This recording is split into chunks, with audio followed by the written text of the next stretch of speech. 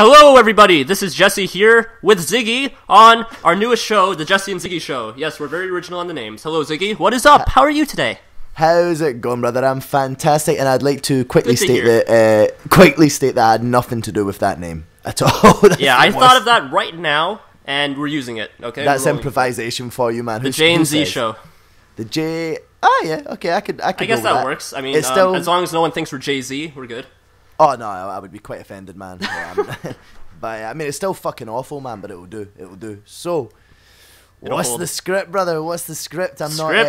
All right. Well, you want to get into the script? Well, this is a podcast, as you can tell. We're gonna just talk to each other. We're gonna have conversations. I'm actually drinking some wine right now. I don't know if Ziggy's having anything, so it's not really a drunk podcast or anything. Maybe we'll do that in the future if people like this. Yeah. But this is the kind of show that if you're extremely young, you might want to not check out, to be honest. We're going to be talking about a lot of things that you might not want your ears to hear. But I'm sure people will be watching it anyways.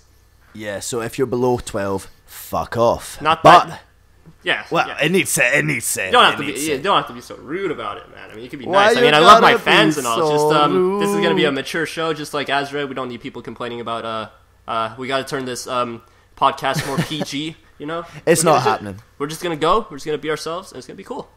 Well, we're gonna talk about many things, such as and some of the things we may talk about, you may disagree with, and hopefully, if you disagree, you are not that much of a noob to write a massive jerky comment in the. Well, no, I mean that's the thing. Like disagreeing is absolutely fine. In fact, that's difference of opinion is what keeps things at interesting. Least disagree respectably. Oh yeah, there's going to be times you don't agree with Ziggy. There's going to be times you don't agree with me. There's going to be times we don't agree with each other. So we're going to keep this respectable. Mostly, we're going to try. At least, I'm sure we'll yell at each other at some point. Well, that's the thing. Oh yeah, no doubt. It's par for the course. But listen, I mean, even if someone disagrees with one of my opinions and doesn't put it respectfully, that doesn't bother me, because the fact of the matter is I'm not always respectful in how I verse my opinion. Therefore, if you're equally combative with your response, that doesn't bother me. But if you do, you know, if you have a difference of opinion, just state what your difference of opinion is. You know, if you're going to comment that Ziggy is a fucking cunt, this and that doesn't really help anyone. Well, I mean, we all know that anyways. I know that. Yeah, I'm aware of that, you know. So, you know, if we have a difference on something politically or whatnot, tell me why and we'll talk it out, man. I mean, that's what all it's right. for, man. That's what opinions are. Yeah, anyway, yeah, bruh. So, I heard you lived through a very traumatic experience recently. It was shattering to your fragile brain and your heart that you had to step back from life for a few days. I wanted to record the podcast. When was it? Last Friday? Couple of days ago. Yeah. And last week. Like, you just couldn't handle it. You had to get away. Well, I couldn't really handle anything at that point in time. Obviously, the event we are referring to is the Scottish Referendum. I'm sure everyone's heard of this at some point. Yeah, I mean, even if you've been on Twitter, even if you're not from Scotland, which is the vast majority of the world, it got around. Yeah, I mean, it did. That was one thing. It was amazing. You know, professors were talking about it. Yep. Yeah. I mean, you're Canadian, so like it was actually transcending to the point. Although they didn't take a stance on it, they just said it was happening and whatever.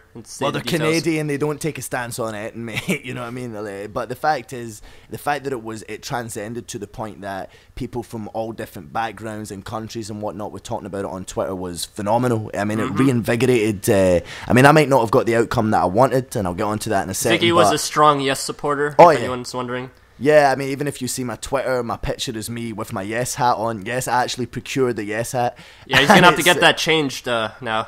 Well, I don't even have the hat anymore. That's another story. It was a sign. You should have taken that as a hint. It was well, I lost it the night of the referendum, but I will. That was the annoying thing. Perfect timing.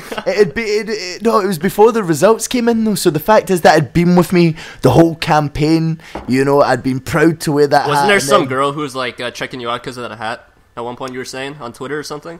Oh no, well it wasn't that. I mean, obviously, you know, chicks would check me out regardless. Nah, man, it's the hat that helps, because you know, who's gonna look at you without it, right? They'll just assume you're some like random guy. Like, who the hell's this guy? Mate, let's just say if you saw my Snapchats, you'd see a whole other side. I don't think I want to see your Snapchat, to be honest. I'm gonna stay off of that just for that. You know, no, it's such a good app. But no, that I was an avid yes voter. I feel that I weighed it up. I mean, I've been a yes supporter since well before the polls started turning in our favour. You know, like way back. I got that hat 2013. I've supported independence since 2012. How long was this going on for? I just want to know, when did the referendum like officially start, like the campaigning for it officially? So like, when was it like proposed it was going to happen, confirmed? Oh god, I think that was what 2013, something like that. I mean, it's funny, that's one of the most base facts, but that's not. I mean, I've forgotten. I just remember Salmon speaking to Cameron about it. Obviously, Alex Salmon being the leader of being our first minister, and David Cameron being the leader of being the prime minister of the UK, and they basically sat and agreed the timetable for it. And what was interesting was that Salmon wanted to have the option of devolution max on the paper, like, which is essentially not full independence. It would have just been, you know, we still share things like the currency and whatnot with the rest of the UK, but just more powers in terms of job creation and stuff like that. But it was the UK government, more specifically the Tories in Westminster just now, who put their foot down and says, no, Devo Max is not going to be an option. It's going to be a simple yes or no question, obviously thinking that would work in their favour. Seems like it did. Well, and you'd think so, but initially it's kind of bit them in the ass a bit, because it is the polls. There was a YouGov poll that put yes on 51 and no on 49, maybe a week and a half beforehand. And obviously, like, I kept a calm optimism, man, the whole time, cautiously optimistic. I didn't ever think, we were never really the favourites, so you know, I never really got carried away with it. But when that poll got posted, I thought, wow, maybe we can actually do this, man. I want to chime in. I think that poll might have actually contributed to you losing, because the no side saw that you were ahead and they tried a little bit harder.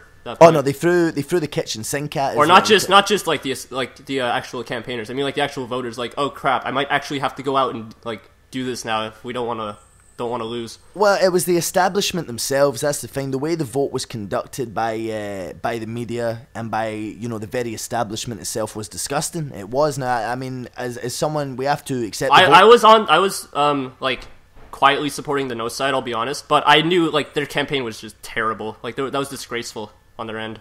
Well, it's the reason is I don't understand how you could be aware of that, of the campaign tactics they were using, and still support a no vote. The whole thing was a disaster. It was, but if you look at it, if like, they don't know how lucky they got that they won. No, but if you're aware of the fact of the way they were conducting that campaign, and you saw the tricks, the dirty tricks, the lies when it came to talking about Tesco and Asda are going to put the prices up, both came out and says that's not happening, coming out and saying RBS, Royal Bank of Scotland, there's going to be job losses. They came out and had to say, no, there's not going to be job losses. When you have guys who lied about all these things in the campaign, who lied about Iraq, who lied about their expenses, who will lie to cover their, like one of the guys who was at Labour Friends for... like it was a rally against independence with Labour supporting Muslims. Also, I've got a lot of Islamic friends myself, so it's not the fact they're Muslim is by the by. But the guy who was doing that, trying to convince Islamic voters to vote no, was Jim Murphy, a man who, let's forget the fact he's claimed 1 million in expenses since 2003. The man is a borderline Zionist who has supported Israel his whole life, and here he is talking to people who included families who have came from Gaza, telling them to vote no. The man is the definition of a career politician who will do anything for money. So when you see people like that representing the campaign, the lies over RBS, the lies, all the past lies about Iraq and things, when you see what we were up against, the fact that the BBC were so disgustingly biased the whole time, the fact that we still got 45% of the vote was a huge win for democracy. And Jess, I don't understand how you could see all these things, see the system rearing its ugly head time and time again throughout this campaign and still support a no vote, because the vote was not against. There's nothing intrinsically wrong with the UK itself. It's the way it's run. It's the Westminster system itself that only benefits a certain class of people, the upper class holes, as I affectionately call them. Thank you to the thick of it for that beautiful term. But how can you see all of that and still support a no vote? I still don't see one good reason to vote no. The way I see it, and well, like, since I'm not Scottish myself, or even like British, I'm Canadian, so close enough. But I don't really, like, so I don't know all the details. I don't know all the facts. But from the way I see it, all like England, Wales, Northern Ireland, all of them are facing the same issues that you're facing with the establishment. It's not like you said. Well, I don't think you said actually, but it is like Westminster. They're all up against. They're all having the same issues. So I don't think just leaving and getting out of there would have been the best option. I think the best option is for it to be reformed for everybody. So rather than just like supporting no side, but at the same time still campaigning for like to fix up what's wrong about the system. I think it doesn't work good. like that, though. You can't fix a system from within a system. The fact is, I agree with you that would be a nice idealistic way to look at it, and that's essentially what the three main parties, Liberals, Labour and fucking Tories, are trying to do.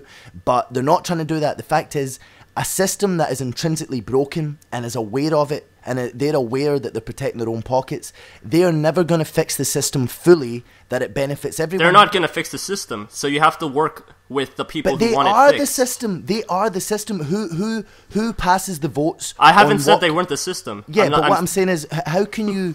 You're saying we need to change the system from within, but the fact is, the people who pass the votes on what could be changed are these people we were trying to get rid of. So what would have been amazing about independence would have been if Scotland would have got the hell out of there.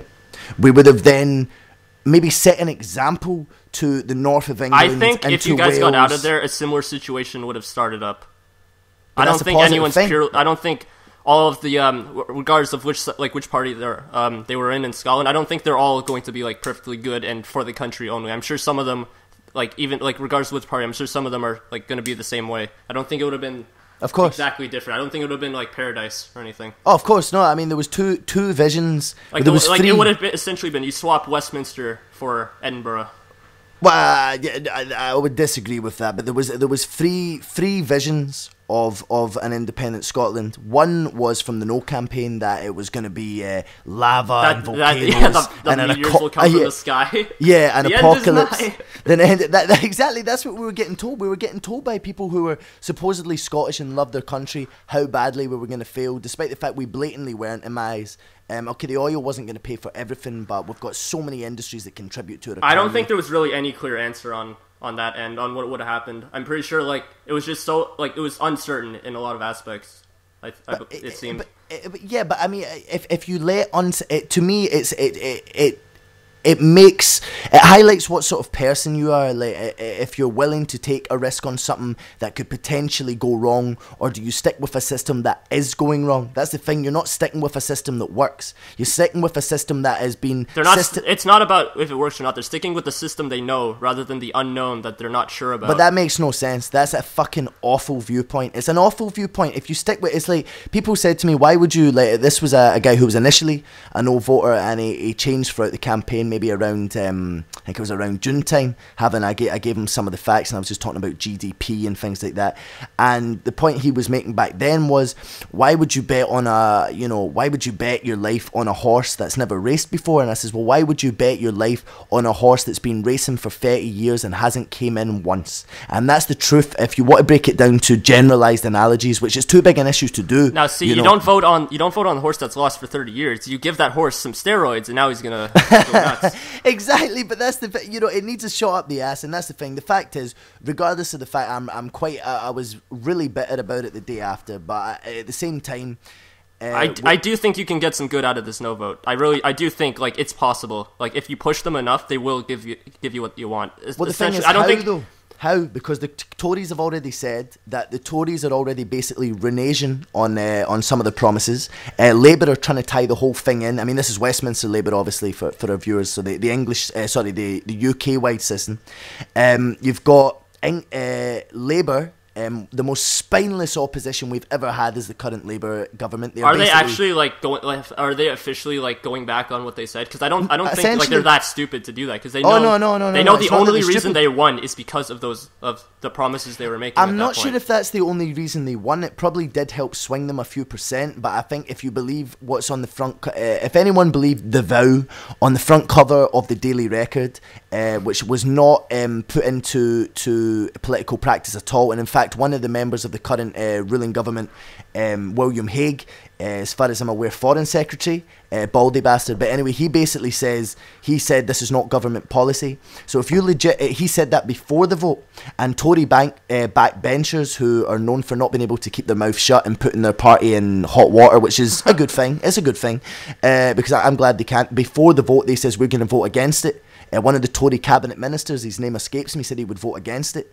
Nick Clegg, leader of the Liberal Democrats, making a pledge. We've all seen the picture of him with his previous pledge about lowering tuition fees, which of course rose by 3,000. So if you actually believed anything these three Muppets, Miliband, Clegg and Cameron on the front of the Daily Record, if you believe a word they said, you deserve to be shafted by the no vote. Straight up, you will reap what you sow with it, man. The fact is, it would not have been a utopian paradise. Likewise, it wouldn't have been apocalypse. It would have been somewhere in the middle, and I just feel like it's such a missed opportunity. But at the end of the day, It's the democratic will of the people. I think a lot of the will of the decision... people have spoken. And yeah, I think it was made on It's not mean fear. to give up, but I don't think I don't think you should force like getting out at this point. I think make an attempt to fix the system. I think you're in a good position now. You may have they voted to stay in because they even it's not going to be the same. They know that people want change, even if they voted no. But at the same time, they knew people wanted change when Tony Blair got in 1997. We knew that people wanted...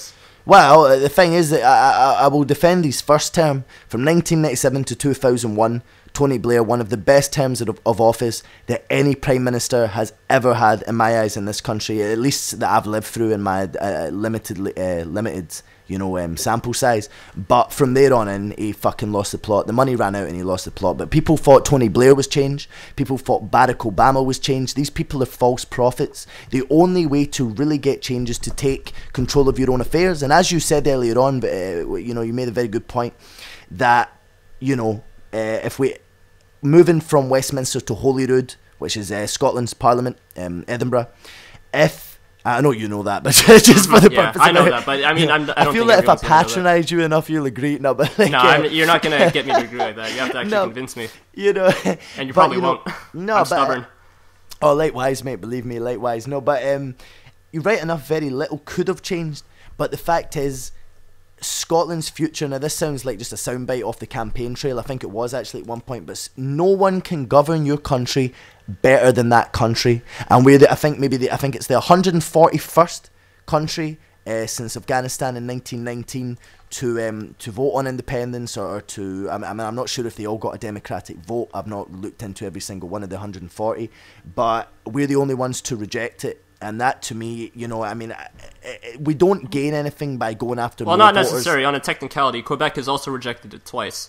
That you may argue that they're not a country, but they showed the signs of essentially being one within this country, or at least they want to be one. Well, it's a shame that Quebec didn't get it. It's a shame that they didn't. Not necessarily. They played a different kind of separation campaign. Much different. Yeah. I mean, the fact is, to me, devolved government, the more local government and essentially they did get a good deal. By voting no, they did get basically they have powers. They have control over their affairs. Well, the difference is the Canadians have a different system are less. Than you, though. We're federal, so all the provinces have.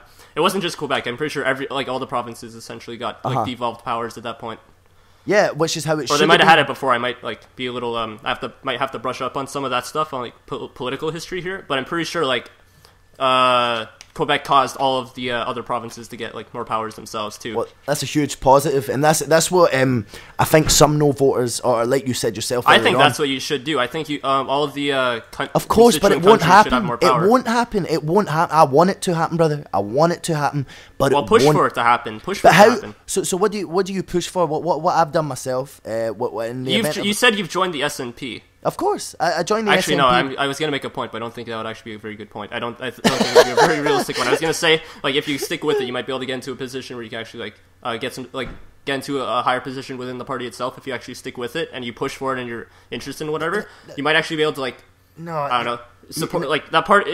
I think that could, there's a possibility it could actually go beyond and, actually get in some, with all respect, you're very, very, very naive to how it works in that respect. I probably am. I agree. I admit, I probably am. And that's not necessarily a bad thing. You know what I mean? The fact is, people like yourself and a lot of people, including some of my friends during this campaign, have been politically reinvigorated, and they've been researching issues about their own politics, about Scottish politics, about worldwide.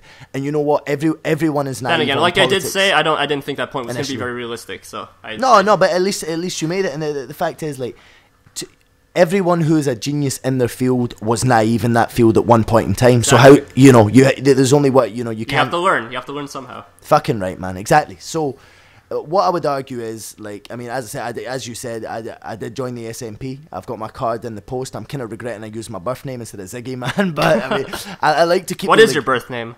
Ziggers or something? I'll keep that for the Winston next Ziggerston III. It's not. It doesn't begin with a Z. I'll tell you that much. It's not particularly. It's a long story. That was a long story. But all I would say is, the learn fact something is, new every day. Fucking right, Matt. You know what I learned the other day? Oh no! What did you learn the other day? I forgot. Oh my god! Well, I guess that wasn't a very good learning session there. No, it It was something about bloody butterflies, man. I've totally forgotten it. Butterflies? It was to Did do you with know this- they hatch from cocoons? Wow. No, I knew that. It was something slightly more intrinsic than that, but I've totally forgotten, so I actually didn't learn something the other day. I thought I learned something and I've not learned it. But yeah, I mean, as I was saying, you know, we were close. 45% is still was still a great result, and it's a springboard, and it made them stand up and take notice. Mm-hmm. But you know, whether or not, I mean, Alex Salmon said it himself in his resignation speech, and the thing is, I wasn't even too big on him beforehand. I've come to like him throughout this referendum. I could tell by your tweets. By the way, everyone watching should go follow Twitty. I was gonna say Twiggy. Go follow Ziggy on Twitter. I mixed up my words here. I think I had too much wine. Is it getting steaming? Mad Jess on the Nah, I'm good. I took a small glass. I had half of it before we even started. You're a rebel, mate. You are such a rebel. You're out of control. I don't think there's even enough to go get more. There's only a little bit left. Oh well. Ah, you're due a tipple, mate. You make so many videos for the people, man. You've earned yourself a little tipple. Absolutely. So that's the other announcement. I'm taking over from now on. I will be doing Arctic Survival. Oh my god, no. Stay away. Fighting the arrow of I'm going to lose truth. everybody if I haven't lost them already on Azure. Your subscribers will soar through the roof, brother. They will soar through the roof. If your channel is anything to go by, I highly doubt that. It'll be the same for years. So how are those Winnie the Pooh episodes? They're actually doing phenomenally well. Not making me a penny because they're disgustingly copyrighted, but speaking of which, I got a copyright notice for a private video, so I just thought that was a little interesting this morning. I woke up with an email saying that like one of my private videos was demonetized. I was okay, no one's seeing it anyways. Which video was it of interest? It was an old bone machinima. It was like, remember how I don't know if you remember, but I had to the video got muted essentially, so I had to like re-upload it with new music. So the old private one that was like half muted, got demonetized. Who knew? I mean, what are they attempting to gain from that? I know, like, what? Like you're gonna get, so now the company with the song is gonna get all the revenue from that video, but no one's clicking on it anyways because it's private. Good job. Yeah, I bet you guys are intelligent. That's the problem with an automated system. It is still automated, right? Yeah, it's still automated. I mean, YouTube's robots. That disgusts me, though. I mean, these guys are billionaires. Why have they not got a team of a couple of hundred sitting filtering? If you're a billionaire, why work? Yeah, but not them specifically. I'm talking about if you're a billionaire, why just pay a group of people? I think they think that's more efficient. Yeah, but they're already billionaires, so why are they having to be so efficient? Like, you get to a certain level of money. It might also have something to do with like lawsuits and stuff from having copyrighted material on the site itself, so they're trying to like do whatever they can to make sure. Well, while I understand that, and that's what the whole I agree that, you know, there's certain types of music you should have to run through certain people, and obviously I do a music course, so like we cover the business aspects and we cover copyright quite extensively, or at least we did last year. I don't think we're doing it so much this year, so I understand that, but that doesn't take away from the fact you just employ a couple of hundred people. They'll still be able to, the ones that risk lawsuits, they could still deal with them the way they deal with them currently, but the ones where it's people promoting a product and it could actually help that product, they don't get flagged. People who use music for less than 5 seconds don't get flagged, like stuff like that, you know what I mean? It seems like the system's become too convoluted for its own good, and it's actually impacting the content being created. That's just the way I see it. I mean, I remember YouTube from way back in 2006, you know? Mm-hmm. And obviously that system maybe wouldn't work today. Probably not.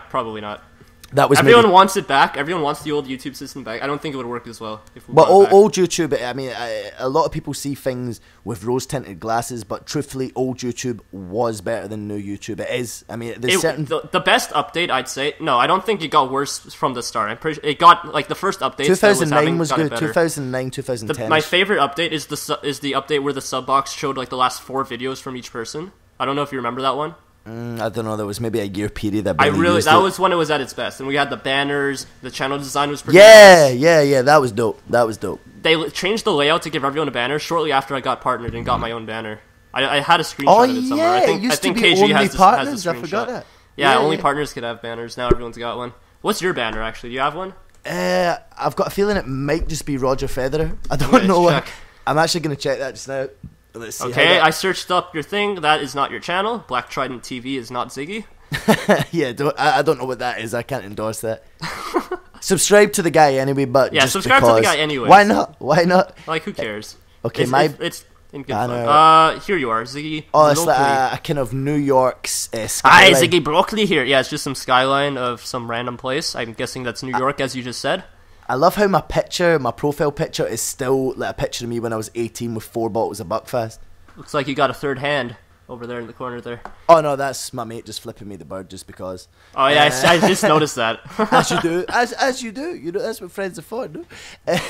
Ironically, of course, but yeah, I think out of those 4 bottles of Buckfast, I think I only maybe drank 2 of them. 2,700 subs. I think. Have you gained or lost? I actually don't know what you were at. I have no idea. As I said, I've not uploaded a video in 3 years. I don't watch my subscriber count. It doesn't really bother me, you know. I mean, I will for anyone listening. I mean, obviously, I'm sure you know I do the couple of voices for Bowen, the Admiral, and Thomas, and also, or I did rather. I do hunt for Azared and whatnot in this, obviously. So if you do like things that you hear, or I mean, I'm sure there's some out there just think I'm an opinionated prick. I wouldn't be surprised. You probably pissed off all my no voting subscribers. Well, if they are, they shit. You know, it's people with that lack of intelligence. You don't really want them watching man, anyway. I'm sure everyone's got a reason. Everyone can justify a reason. Don't get me on it, man. I mean, as I said, this is why this is. They're probably saying the same things about you about lack of intelligence. I mean, to be honest, if you look at the demographics, man, 73%. I mean, this again, it was from a relatively small sample of a couple of thousand, as far as I'm aware. But it was the pensioners who sunk us, man. It was the old people. There was, I think there was another. Old people are not any less of people than other people. Of course, but the fact of the matter is, they're thinking they are more resistant to change. They are thinking more about protecting their investments and their pensions, and so they should. But these things weren't. They were scared that these things were going to go wrong because of the kitchen sink being thrown at us. Banks like Deutsche Bank coming out and saying that there was going to be a next Great Depression, the lies about RBS and stuff like that I stated earlier on. They're the things. The problem is that an elderly person is more likely to throw on the BBC and put on terrestrial TV and think that's news. I'm sure there's a lot of people who do that too that aren't necessarily represented by but they're internet and whatever. Mate, listen, if you throw on terrestrial news and think that's news, you're stupid. I get all my news from subreddits on Reddit mostly. Well, I have no idea what to say about that, but I think it works out because essentially it's a good filter, no doubt. Like I'm not I frequent like some UK and Canadian places. I don't go on like world news. That place is like, what the fuck? No, world news is just garbage. But I mean, again, if you read newspapers if you read mainstream newspapers again and think that is news, I mean, you got to be defined. They all have some bias they're trying to push with every story. All of them. These people have donors. These people are in with the establishment. Even so-called. I mean, the fact is that people know. Even people that weren't politically active before this referendum. Everyone knows not to trust newspapers. Yeah, but everyone knew the Guardian was a lefty rag. I mean, I guess you could say I'm a kind of left wing, centre left, but lame.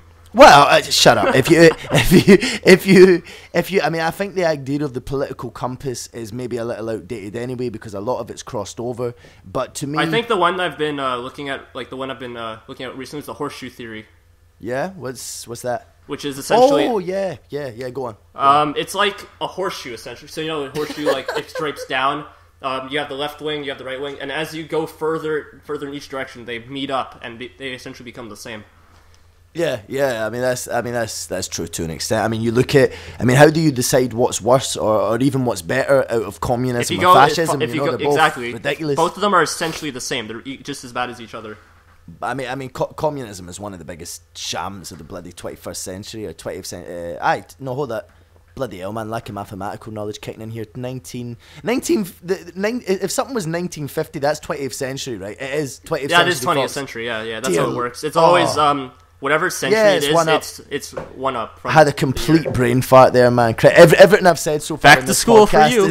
Everything I've said has been null and voided by that mistake there. No, but I mean, communism was just a huge lie. But if you look at it, to me, right, I mean, when economically, Like, I mean, when it comes to social and economic policies, people tend to separate in what their viewpoints are. And I know I'm the same as you, Jess, in terms of economically, I guess we're centre right. Like, control capitalism.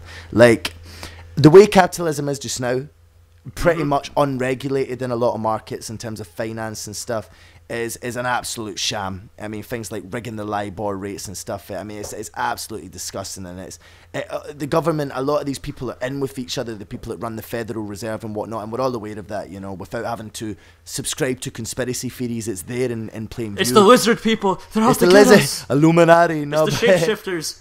Get them. I know you told me that. Is that a real thing? That is a real thing. People believe... I think it might be a case of Poe's Law, in which trolls essentially look like extremists from the side they're parroting. Okay. So I don't know. I have no idea if it's like actually legit or if it's people taking the piss. Well, did you ever watch like Doctor? I mean, I don't watch Doctor Who now, man. I'm thinking about it because Capaldi. No, I don't watch I've watched some other British shows. I don't watch Doctor Who. I make fun of my friend who watches it just because it's fun to make fun of him because he gets angry. Well, I mean, I'm not big on it, but I watched the first couple of David Tennant seasons, and I watched it. When I think if I did start, there'd be too much. I mean, that's been going on since like for what 60 years or so. I think that'd be too much to catch up on. No. Listen, I mean, I was just gonna make a quick point on it, but to reply to that. I mean, I started watching it when I was young. When it got rebooted, I think it was 2005, and it was Christopher Eccleston who. It got rebooted? Yeah, 2005. Okay, cool. If you're gonna go back and watch it from season. I might actually check it out if that's the case. the ninth Doctor onwards is where you would want to watch. There's tons of episodes going back to who was it, Peter Hartnell or something like that. I think there was a guy before that as well. John Pertwee and stuff, but you're going all the way back to like the 60s.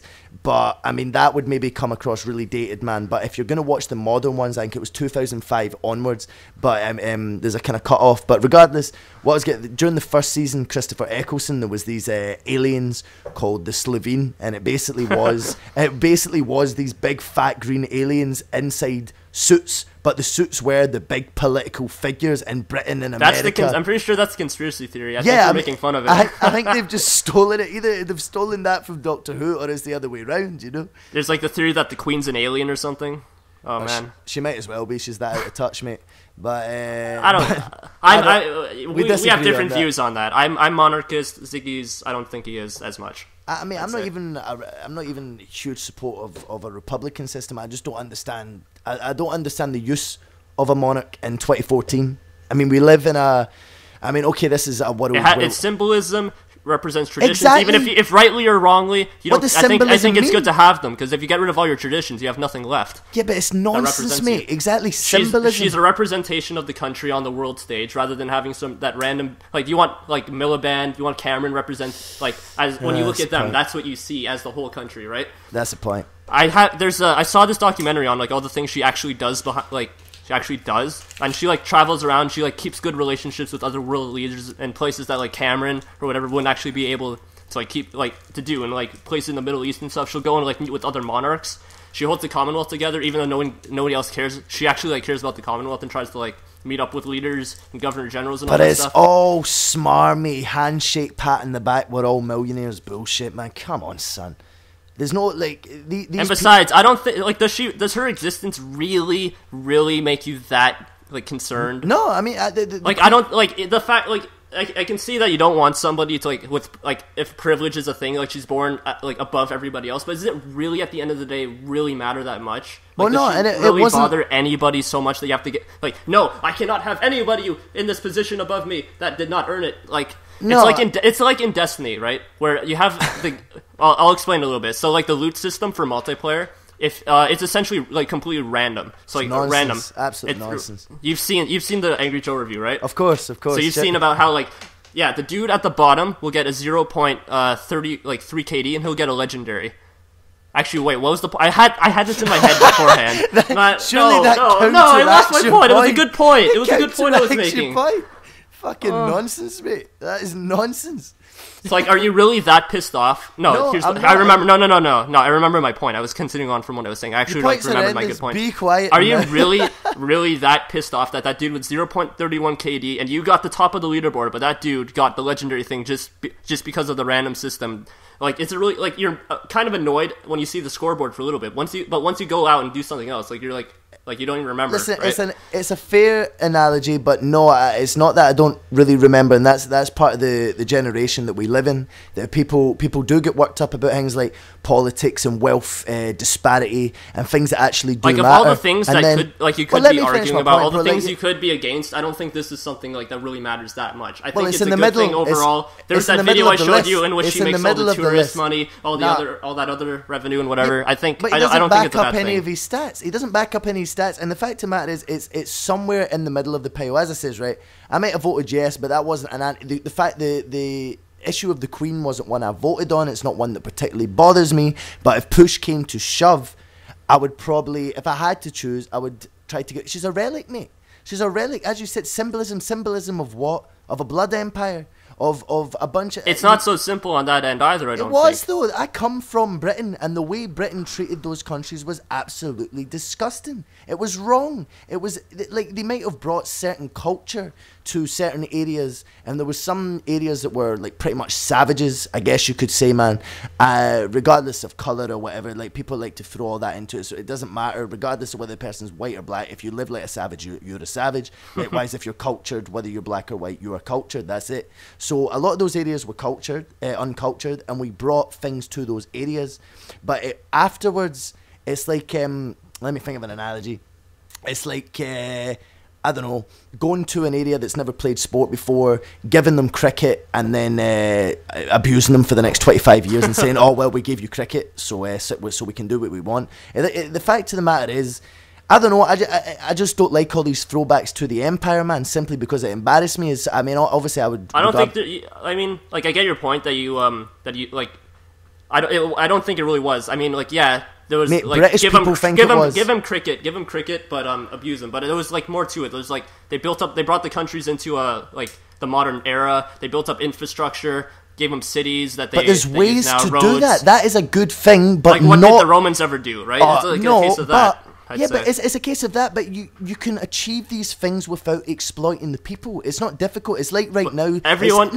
they weren't doing it, somebody else would have been doing it. It's like saying, listen, you know how he's on a 0-hour contract and we're paying him a tiny amount and it's shit conditions. What you moaning about? At least you've got a job. That's the equivalent, mate. It doesn't matter. You weren't doing these people a favour because you brought them culture.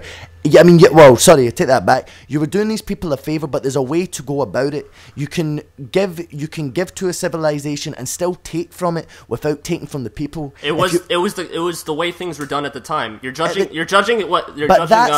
the morals of the past in today's context. You have to judge them in time. If the British weren't the ones doing these, it would have been somebody else who might have done them worse. Probably would have done them worse, such as the French, the Portuguese, the Spanish. Irrelevant. What I'm saying is, when you hark back, that's what the monarchy is a hark back to. That's what I'm not judging their morals. That happened to be the way that it was, as you said. But what I'm saying is, that's when you say it's symbolism and a nice an ode to the past. That's what it's an ode to a blood empire. The past isn't simply. There's more to it than just that. There's more things than just.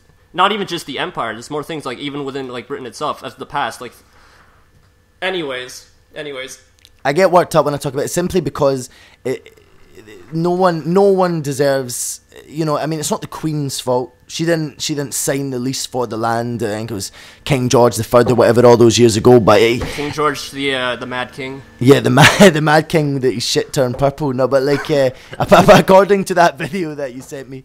But I don't know, mate. I mean, as I says, we have to we got a no vote. We have to work together. We need to make sure that that, like, when people make these groups on Facebook, I mean, we are the 45%, and I'm very proud that I was 45% of my country that weren't taken in by fear and weren't taken in by cowardice, and actually made a stand to bring a country out from the shadows of another. But the fact of the matter is, it's about not ostracizing these people, not creating silly, like, for example, those Muppets down at George Square. I don't know if you heard about the riots down there. It was like, they were unionists admittedly, but they were not representative of no voters at all. Like, no voters were embarrassed by those guys. They were just thugs looking for a fight. Guys coming from England, the EDL, the BNP, all these fucking embarrassments. Let's throw UKIP in there as well, another fucking embarrassment. Tories disguised. I think they might do some good, even if not for, like, getting in, but they're at least, like, making some controversial topics Well, that's what I thought initially. That's what I thought initially. But as you get into it, you see that UKIP. I mean, I think someone like that could be helpful here, regardless of not if they'd actually like be supported or not. I think it would be good for getting some of these controversial issues to actually become discussed now. But the thing I think we're behind you on that. We're behind immigration shouldn't be controversial. The immigration should. But it is. I don't see how though. Like this is how immigration should be brought down. I know it shouldn't be, but they've conditioned it to be, so nobody questions their policies on it.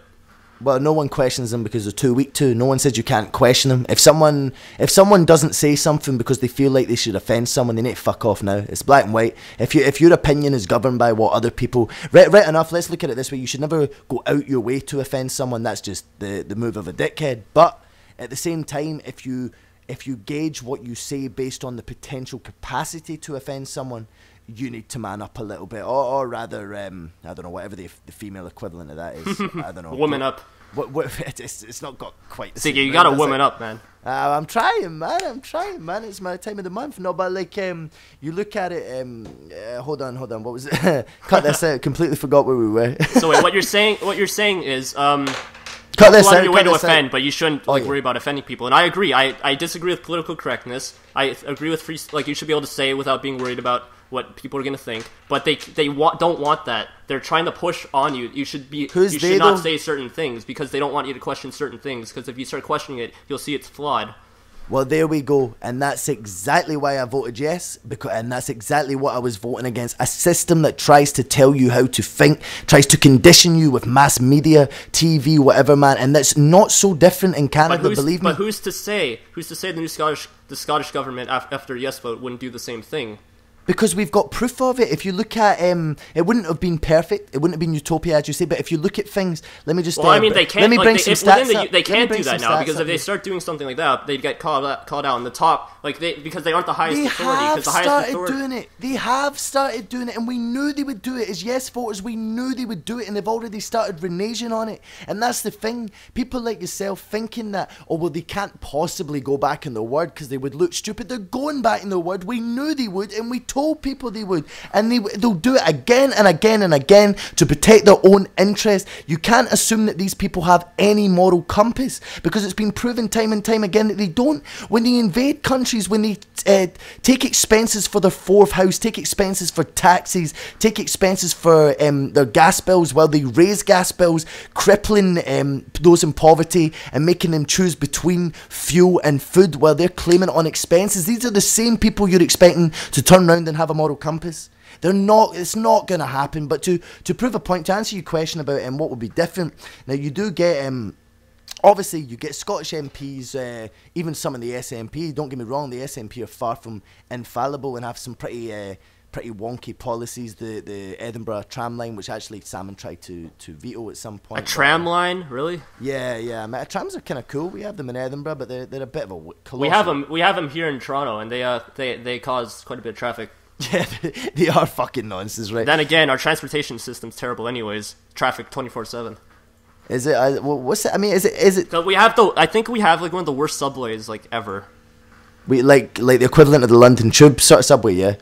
Like if you compare it to the London, here I'll get you a screenshot. I'm not going to show this on the video. I'm probably just going to be lazy and just put a screenshot in the background of the whole like podcast here.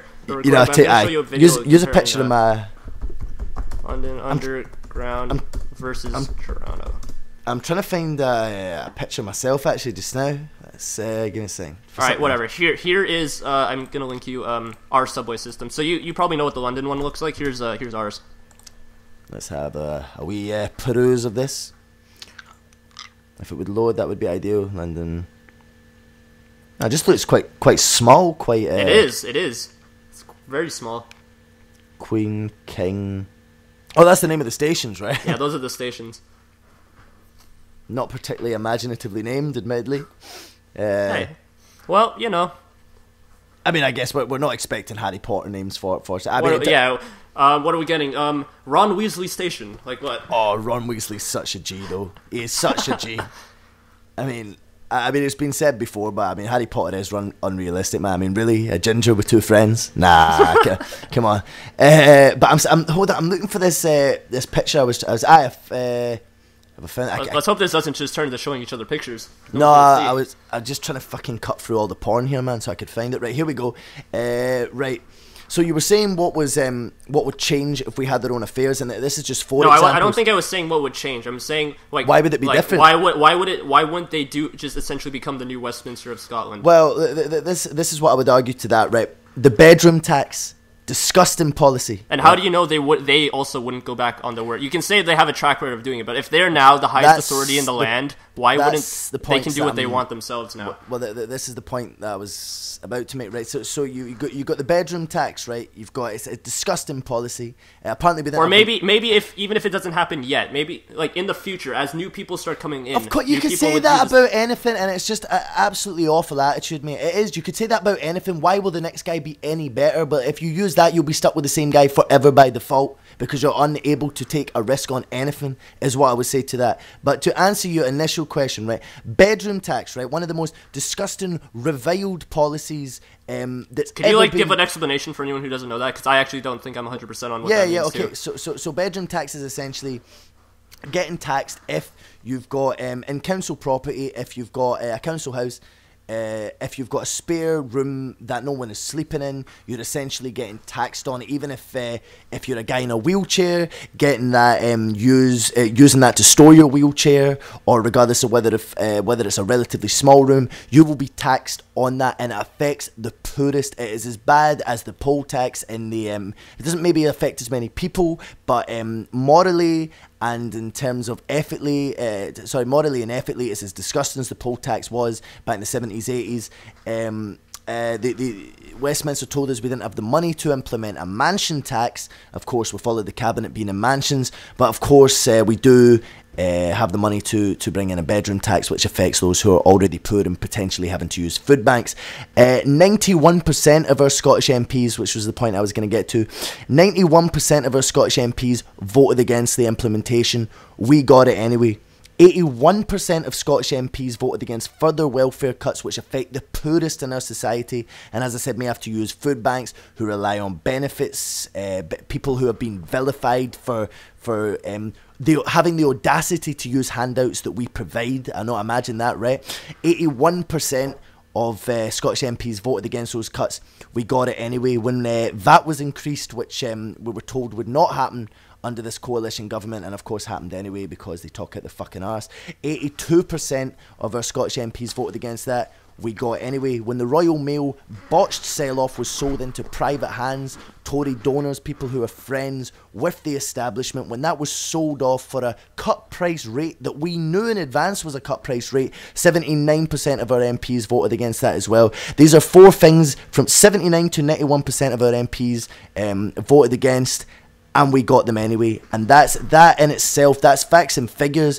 I mean, you could say that if we had gone independent, that those guys may have just became corrupted overnight. I mean, you could say that about anything, mate. The fact of the matter is, set in stone, they are facts of the difference between the way we run our country and the way Westminster likes to implement. And it's all the same with the parties down there, the way they implement their changes on other people. And the deficit has been used as a shield to disguise class warfare. And as I said before, I'm lucky that I've never had to use a food bank. I've never lived through real austerity. I guess you could say I'm upper working class, lower middle class. I was born relatively comfortable thanks to the hard working graft of my parents, and I've been able to live off their hard work base. Obviously, my hard work myself. I mean, we all know I'm a real grafter, but you know, never relaxed a day in my life. No, I mean, don't get me wrong, I like my weed, man, but you know, I mean, I living off the hard work of my parents. I've never really had to see these things. I've never had to go into a food bank. I've never had to count my last coppers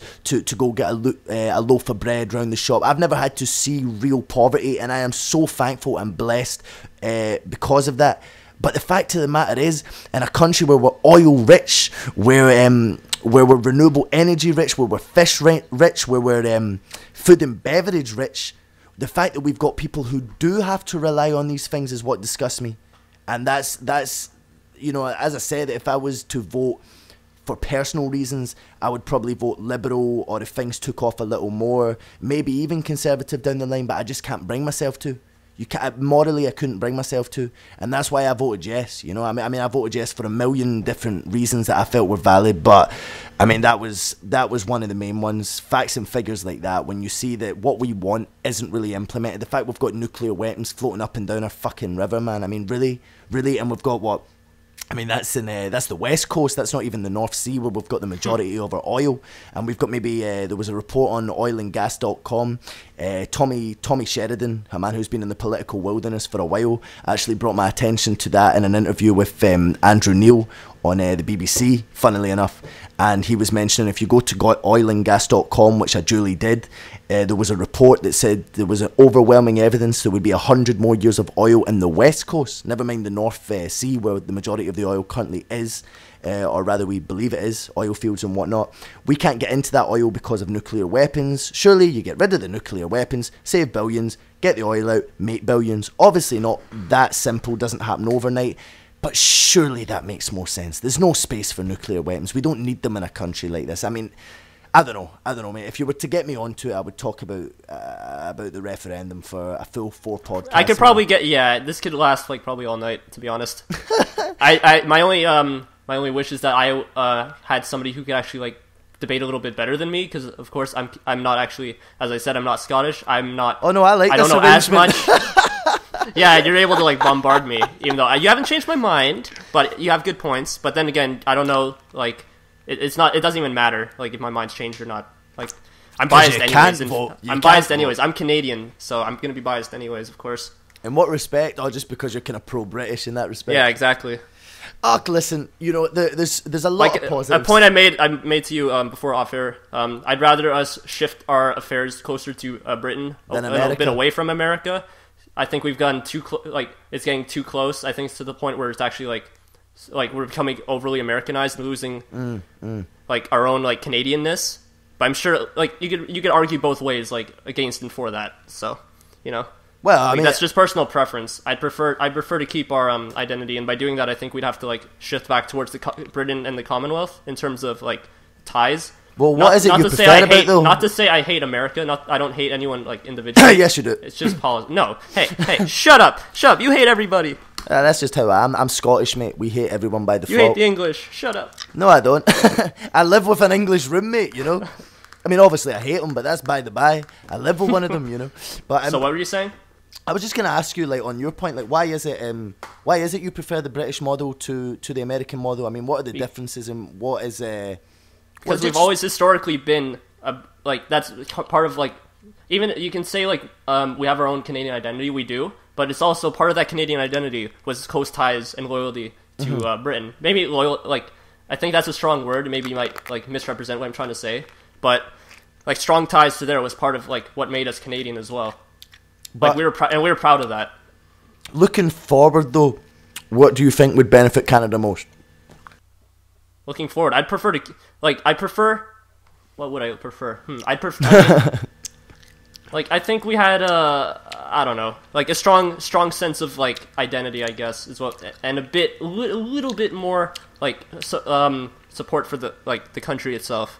Rather than the I don't care what's Canada, Canada's whatever, you know, like the kind of like don't care attitude. Like it seems to have got a little... like a lot of it's gotten out of hand because so many people are like guilty for the fact that like the Canada for the fact that it's existed or whatever, just because of like they judge it only in terms of like the bad in terms of history. They leave out they purposely like select the bad to leave out the good, so they can follow a narrative of this country is horrible. We need to change it beyond recognition. Well, right? it's revisionist. And that's history. The same. That's revisionist. Exactly, you know? And that's like I'd say the same thing about what you were saying earlier. Like every country has done bad things. Every country has also done good things. To hate your country, to hate its history, and to hate its symbols and heritage, just for the bad things, I don't think is the right thing to do. I think you should have some respect for those symbols, like I was saying, back to the Queen point. It's all nonsense, though. See, when you go up to the sky, right? I mean, I think it was. I can't remember. I'd love to go up to the sky. Well, I want to go. I want to take a walk on the moon, but I don't think that's going to happen at this point. Unless you put Destiny in, mate. No, but like in terms of, I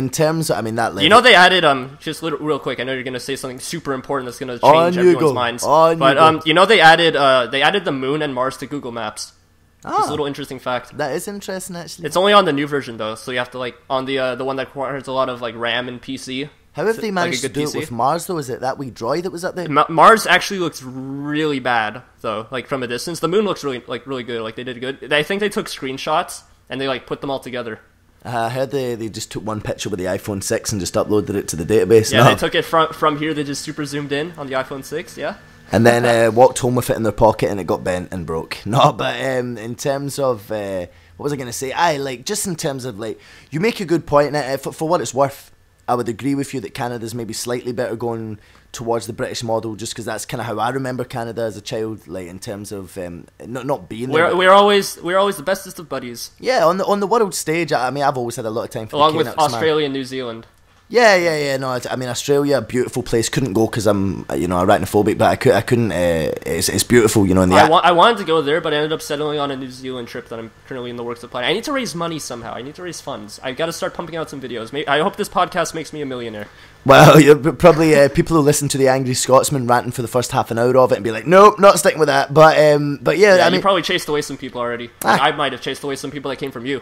Fuck him. But all those yes voters, like, fuck that Canadian. Who knows? I mean, a difference of opinion is only a positive thing. Don't get me wrong, I will shout you down and speak through you, but of course, but totally I will defend myself. If I have a view that I agree with, I will defend myself. Wrong. Shut up! Kill yourself. Wrong. Well, I would, but I've got causes to fight for. No, don't do that. I don't want you. I'm just kidding, Ziggy. Don't do I'll it. wait till we're not recording and then I'll kill myself, man. And this can be my magnum opus, man. My last work. This will be the legacy of your life, was doing this podcast for one show. if that's all my life amounted to, mate, that's a pretty poor innings, man. No, but what I was going to say was that you're obviously talking about national identity, and I was getting quite worked up earlier on the subject. I mean, because we kind of got away from that topic. I wanted to get that point in about like don't only judge on the bad. There's good for every bad thing. There's something good that you can look to as well. That's absolutely not true at all. I mean, if you look at Hitler's regime. I mean, you look at the bad points, the murdering of 6 million Jews, the haircut. Of course, but this is a hard thing because like he did bring it like Germany back from like the brink. He did it like you can't agree with like what he did, of course, but he did the country itself. He did bring it back from like being like subjected to everybody else, and Germany's a powerhouse again, like today. Now. Yeah, but that's not because of Hitler. That is in spite of Hitler. I mean, let's not get into a debate on that. Yeah, let's not get into this. Because that never ends. This is going to end poorly. This is going to end with one of us being called a Nazi or something. Oh, no. If it is one thing I can't deal with, it's fascism, mate. So if it's going to be one of us, it would be you. But Hey. I those guys suck. For anyone that doesn't know, Jesse does have a swastika in his bedroom, and please firebomb his house. But what I was going to say was... Ziggy's got one tattooed on his forehead. Mate, I'm proud of that, and it's a birthmark, actually. But if you get to... What I was going to say was, when you talk about nationalist points, right, you're kind of nationalistic towards Britain. I'm not that far as like Hitler. Yeah, I mean, no, I know. Like, I don't think the point that's not the point. I was just gonna make a very like I don't think you should equate all nationalism with like the Nazis because there's different there's different extremes. The only like, reason I mentioned the Nazis, and I think that was an extreme. I wasn't mentioning the Nazis in regard to nationalism. I was mentioning the Nazis and say Stalin's regime or whatever in regards to for every good thing there is a bad thing in history. That's not true. That's why I mentioned something as ridiculous at that end of the scale and barbaric as that. For a lot of things, you're correct. I'm just saying that it's not always. I'm basically being a pedantic fuck, right? But you're trying to beat me on a technicality. Oh yeah, exactly. It's what we do. But but I was gonna say if you go to the moon, right, or you go up to the sky, and I can't remember if it was Felix Lingardner, I forget how to pronounce his second name, the Red Bull guy that did that phenomenal jump, man. And not that you'll ever listen to this, but shout out, that was just phenomenal, mind blowing, and one of the best things I've ever watched, man. It was just it made things seem possible. I just like to real quick get in. I am not defending Hitler. I was just trying to back up my point. So mate, yeah. I think we're aware you weren't back now. If that is all they divulged from your sometimes spiel, I just get into like deep thoughts. Sometimes when you're talking, I've just kind of like zoned down. I'm like thinking. I was doing that earlier on the bedroom texting, so I kind of did actually miss a little bit of the definition. But I got the gist of what you're saying. Well, you could. The beautiful thing about actually recording this is that you can listen back to it. You know what I mean? So I'll just censor every single thing you say. It'll be bleeped out. I will win. I will win.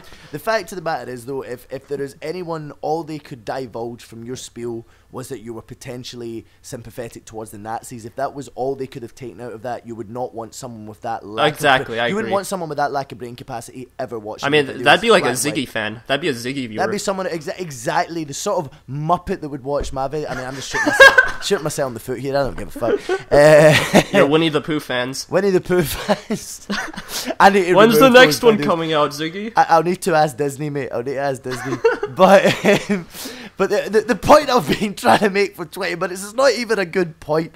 All I was because that Felix whatever. All the build up. It's not even. No, it's not even a build up. It's because we keep getting sidetracked. The only point I was going to make was that borders between countries and between regions and whatnot all seem minuscule when you're up in the sky and you look down and you realise, not to sound completely hippie-ish, but it's that's mostly true. But I mean, if you were to look at the difference between, if you're from space, you look down at North Korea and South Korea, you'd notice a big difference from up there. But North Korea is just a totally... I mean, I don't understand why we've not invaded. Why we've not invaded for the sake of the people. An invasion wouldn't have even take long. Because that would make China mad. Well, China can suck my dick. All they do, they might make 99% of the things the world uses, apparently, if you were to believe the labels. But the fact is, China are still, they're like secret communists. They've been more open. You can buy games, consoles. I don't think they've been secret. They've always been that. No. I mean, these days, they're still, they're opening up a lot more. You can buy property as of maybe 25, 30 years ago or whenever it was. There was that property boom. You can buy games, consoles and stuff. Opened up in these ways. But there's still the smog and the working conditions are terrible and whatnot. Listen, obviously we don't want to anger China, but that's the point I'm making again. You can't not do something that's like, if something's morally right, the fact that it might upset an other morally... I mean, I can't say China are morally wrong. They're morally ambiguous and kind of difficult because of the difference in culture. It's hard for me as someone that's completely westernized maybe to comment on it. But their human rights record is fucking awful, man. That we can agree on. It's the same as Russia. The human rights records are just fucking atrocious. And there's no excuse for that in a so-called civilized country.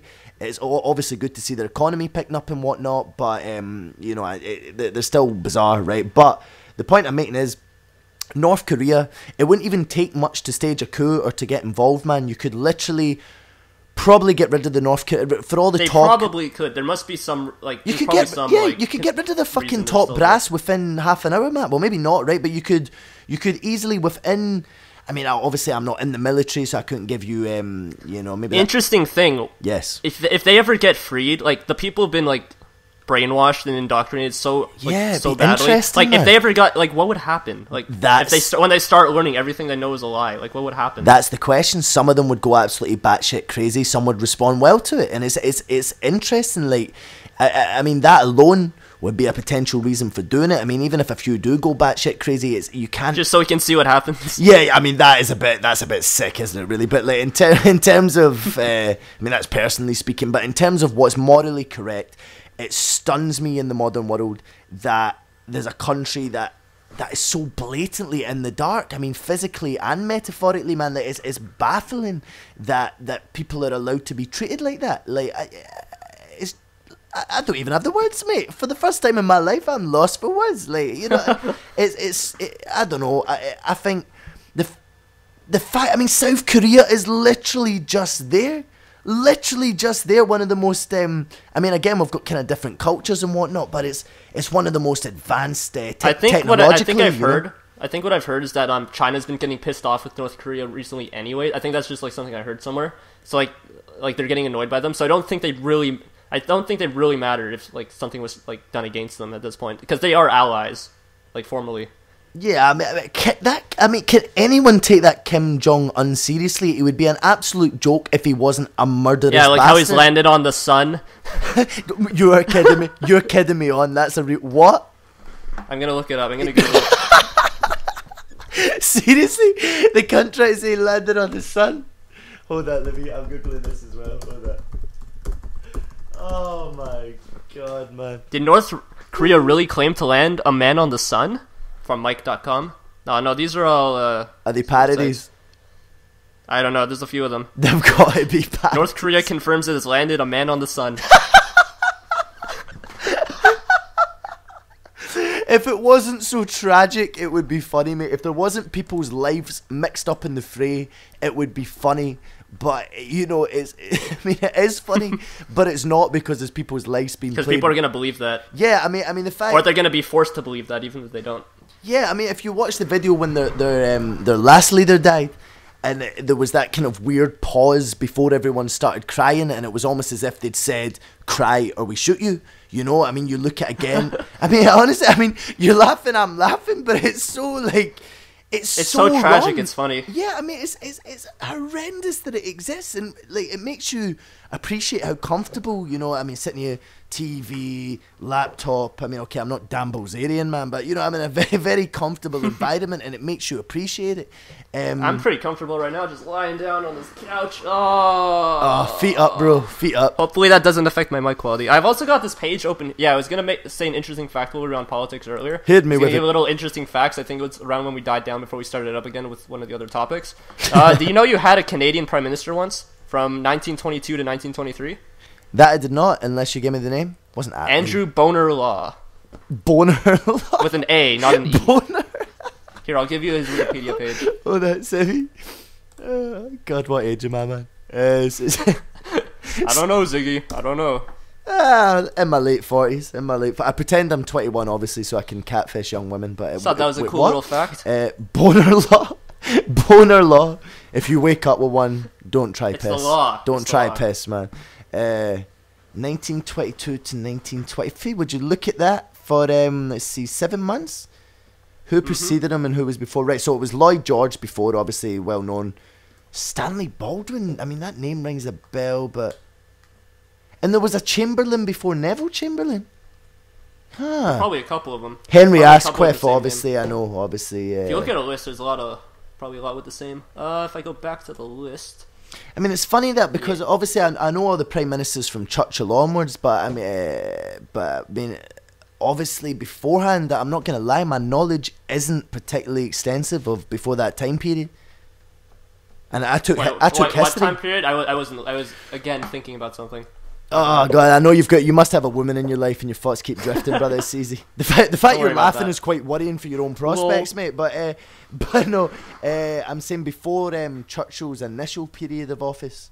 So you don't really know anyone before him? No, I mean obviously, it was Chamberlain beforehand. Like you don't know it as well as the guys after him. Yeah, I mean I know names here and there. I'm aware of Baldwin, Asquith, whatnot. Like you know the important ones basically. Like same with me. I know most of the important ones, but I don't know all my prime ministers. I mean, our first one was Scottish, so feel proud about that. Yeah, but that's the thing, man. I'll have to say it, right? I mean, I come across as an angry fuck sometimes, but I love Canada, man. Like we're the best. Well, I wouldn't quite go anywhere near that far, but yous are passable as a population. You know, we're all right. Yous are tolerable. I can tolerate you slightly more than ISIS. No, but I mean, what would you think? Actually, I'm a bit wet myself here, so it's probably a good time to pause it. But no, just go in a cup or something. Nah. Like those guys on a road trip, or the guys extensively playing MLG something. It's just pee in a cup. Yeah, but the difference is I'm literally 4 meters from my bathroom, so just take the mic. Actually, no, don't do that, please. It is plugged in, mate. I can't bend physically. Right, fuck this. I'm going for a piss. Be right back, brother. All right, we're gonna take a break here. We'll see you guys in a second. Okay, I'm back now, kid.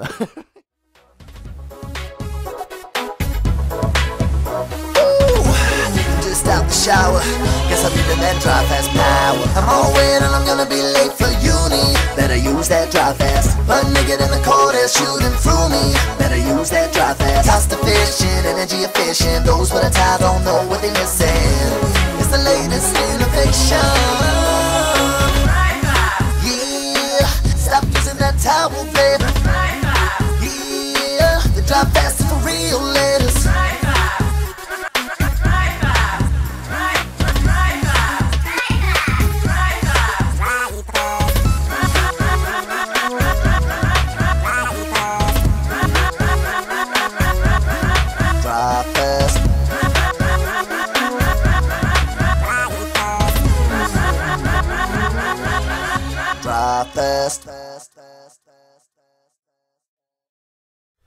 Alright, hello, we're back. After that little break, you might have heard Ziggy's awful singing there. Man, nigga. Yeah, that was... I was singing in the bathroom, and there's something about the ambient atmosphere of a bathroom and the natural reverb that leads you to believe... Bathrooms always feel... Yeah, sorry to interrupt you. You finish. Stop interrupting me now. I apologize. Groundskeeper Willie. No, but for real though, there's something about bathrooms that make you believe you're a better singer than you are, and showers even more so. Now, what were you about to interrupt me with? I was going to say, bathrooms to me always feel different from like the rest of the house. Something about them. They just feel different. Yeah. Like, I think they're like slightly I think they're just like slightly colder or something. I don't know. That might just be me. Yeah, I think there's some legit logic that backs that up somewhere, mate. Like, I mean, there's something about it. Well, it's the one room in the house with a toilet. Well, if it's not, that's slightly bizarre. Well, as we know scientifically, as of right now, it's been discovered, all toilets cause the temperature to drop slightly. Ah, what, really? No, I was just saying that because I was saying, like, my point that I would have believed it. I would have believed it. Yeah, everyone should be researching these things themselves too. Have Google open while we do this. Yeah, absolutely. You should have Google and Wikipedia and all those other known to never bullshit sources up immediately. Yep, especially if one of us says a statistic or like a number amount, you might want to check up on that. I might be checking up on that too. Or I mean, you'll check up on that if I make one. When I make a number, when I say any statistics, you can just assume they're correct. But when Jesse says one, I would absolutely double check. You can assume that. I'm even more correct, and you might want to check out Ziggy's. Yeah, we'll have to agree to disagree on that, my good friend. But all right. But yes, what I would say is, after that break, we probably have, and I am put my hands up and say I'm probably primarily to blame for it, but we'll probably dwelled a little bit much on politics. I think that lasted over. I hope people didn't click off. I hope someone's actually watching this at this point. Regardless, if you're watching this, hello, I love you so much. What up, man, niggas? No, but think about it. If they watch 20 seconds or 20 minutes or 20 hours, which this podcast is looking like it could potentially be, you get a view and money for it regardless, mate. So just you enjoy the ching ching in your pockets, man, and don't you worry about whether they're watching. I'll deal with that. But no, is there not like actually stuff on YouTube now that actually kind of tells you how long people have been watching for? Yeah, there's analytics and stuff. I mean, there's always been analytics, but like, how deep is it now? How deep is it? I'm gonna pull it up. I don't think they've updated that much since like they implemented it. Really, I mean, I might be wrong on that. It shows what estimated earnings, ad performance, views, demographics. Oh, tell us how much you're making, Jesse. Tell the viewers how much you're making. Go away. No, I will not. How much hard-earned cash you're sponging off these poor taxpayers? Enough to go travel the world. Enough to buy an Xbox One. Enough to buy Destiny. Dirty capitalist scum. I'm proud of that. Eat my shit, peasant. What? See, this is where we're gonna have to agree to disagree again. I'm not eating anybody's shit, man. Like, I mean, that's where I draw the line sexually as well, mate. Whenever people start bringing, I'll settle for scraps. Yeah, I'll settle for my dinner scraps. As soon as bodily fluids come into it, mate, it brings out my gag reflex, mate. Like, you know, it's disgusting. All right, now I know how to stop. You want to get on a point I disagree with? Yeah, start talking about fucking. I'll talk about poop and piss and. Well, no. Okay. It demeans you, mate. It will demean you. No, but no. I mean, we probably talked a little bit much about politics, and I apologize probably for the overly. I think it's worth it. I think it was a good discussion. I hope so. You know, and it's not. I mean, I apologize for perhaps the overly aggressive demeanour, but it is something. Obviously, as someone in Scotland, in Glasgow, one of the 4 yes havens, one of the 4 areas that did vote. I mean, obviously there was many losers. Fuck off. There's many areas within areas etc. that voted yes, but in terms of an overall majority, Glasgow went 53% yes. Very proud of that, and obviously it's very close to my heart. Fought the campaign, went out canvassing, had the hat and whatnot. So it's something that's close to my heart. So I was very disappointed. Obviously get worked up about it, so I hope it doesn't come across as aggression, even though it was blatantly aggression. But in terms of, you know, as I said, we have to go forward, and like all those groups, we are the 45 and stuff. Like, well, they're a good thing, and it's good that people aren't losing. They're not going back to being in the political shadows. They're not going back to apathy, and it seems like we are in a new generation of politics here. It is very important that it's inclusive and doesn't ostracise the people who maybe did vote no. There will be people that will always vote no and who are ignorant. Likewise, there is people on the yes side who are William Wallace freedom, very ignorant as well. Those were the ones I saw the most of, to be honest, online. Those were the ones like all over the place, like attacking no voters. Would be the William Wallace freedom guys. Yeah, I mean that was embarrassing to the yes camp, and I don't condone that at all. I didn't see many personally speaking. I guess I keep like better circles than the people that just post shite. I'm not saying better circles than yourself, but better circles than these idiots online, man. I didn't really associate with them but what I always say is that when it comes to the 45% who voted yes, I'm very proud to be part of that, but make it the 45% and rising. Try and be inclusive. Like, what I'd see, right, just to like chime in here, no, what I'd see on the point about like the what I'll call the cybernats, I think that's what they were dubbed online. Dubbed by like, the mainstream media, though. But oh yeah, that was probably like where it came from then. It did. It came from that. But I mean, yeah. So, anyways, but like you'd see a guy posting something about like supporting no, and then you'd see like a bunch of guys with a yes profile pic and like the yes in the like attacking the guy. Like, yeah, that's gonna make him change his mind. Yeah, I mean, the thing is though, I mean. I was restrained from that, but there were certain things that no voters posted at times, which I'm sure if you were on the other side of the fence, like, I mean, if something's just like a lie or like yeah, that's what got me worked up. Call it out, but I mean, like, don't just like for someone saying they support the side. No, of course not, and I could never condone that. You know what I mean? Everyone, regardless. We are in a democracy, and the viewpoint that we supported was the minority. Unfortunately, I mean, I feel like the elements were against us. Something you've always got to look out for is the silent majority.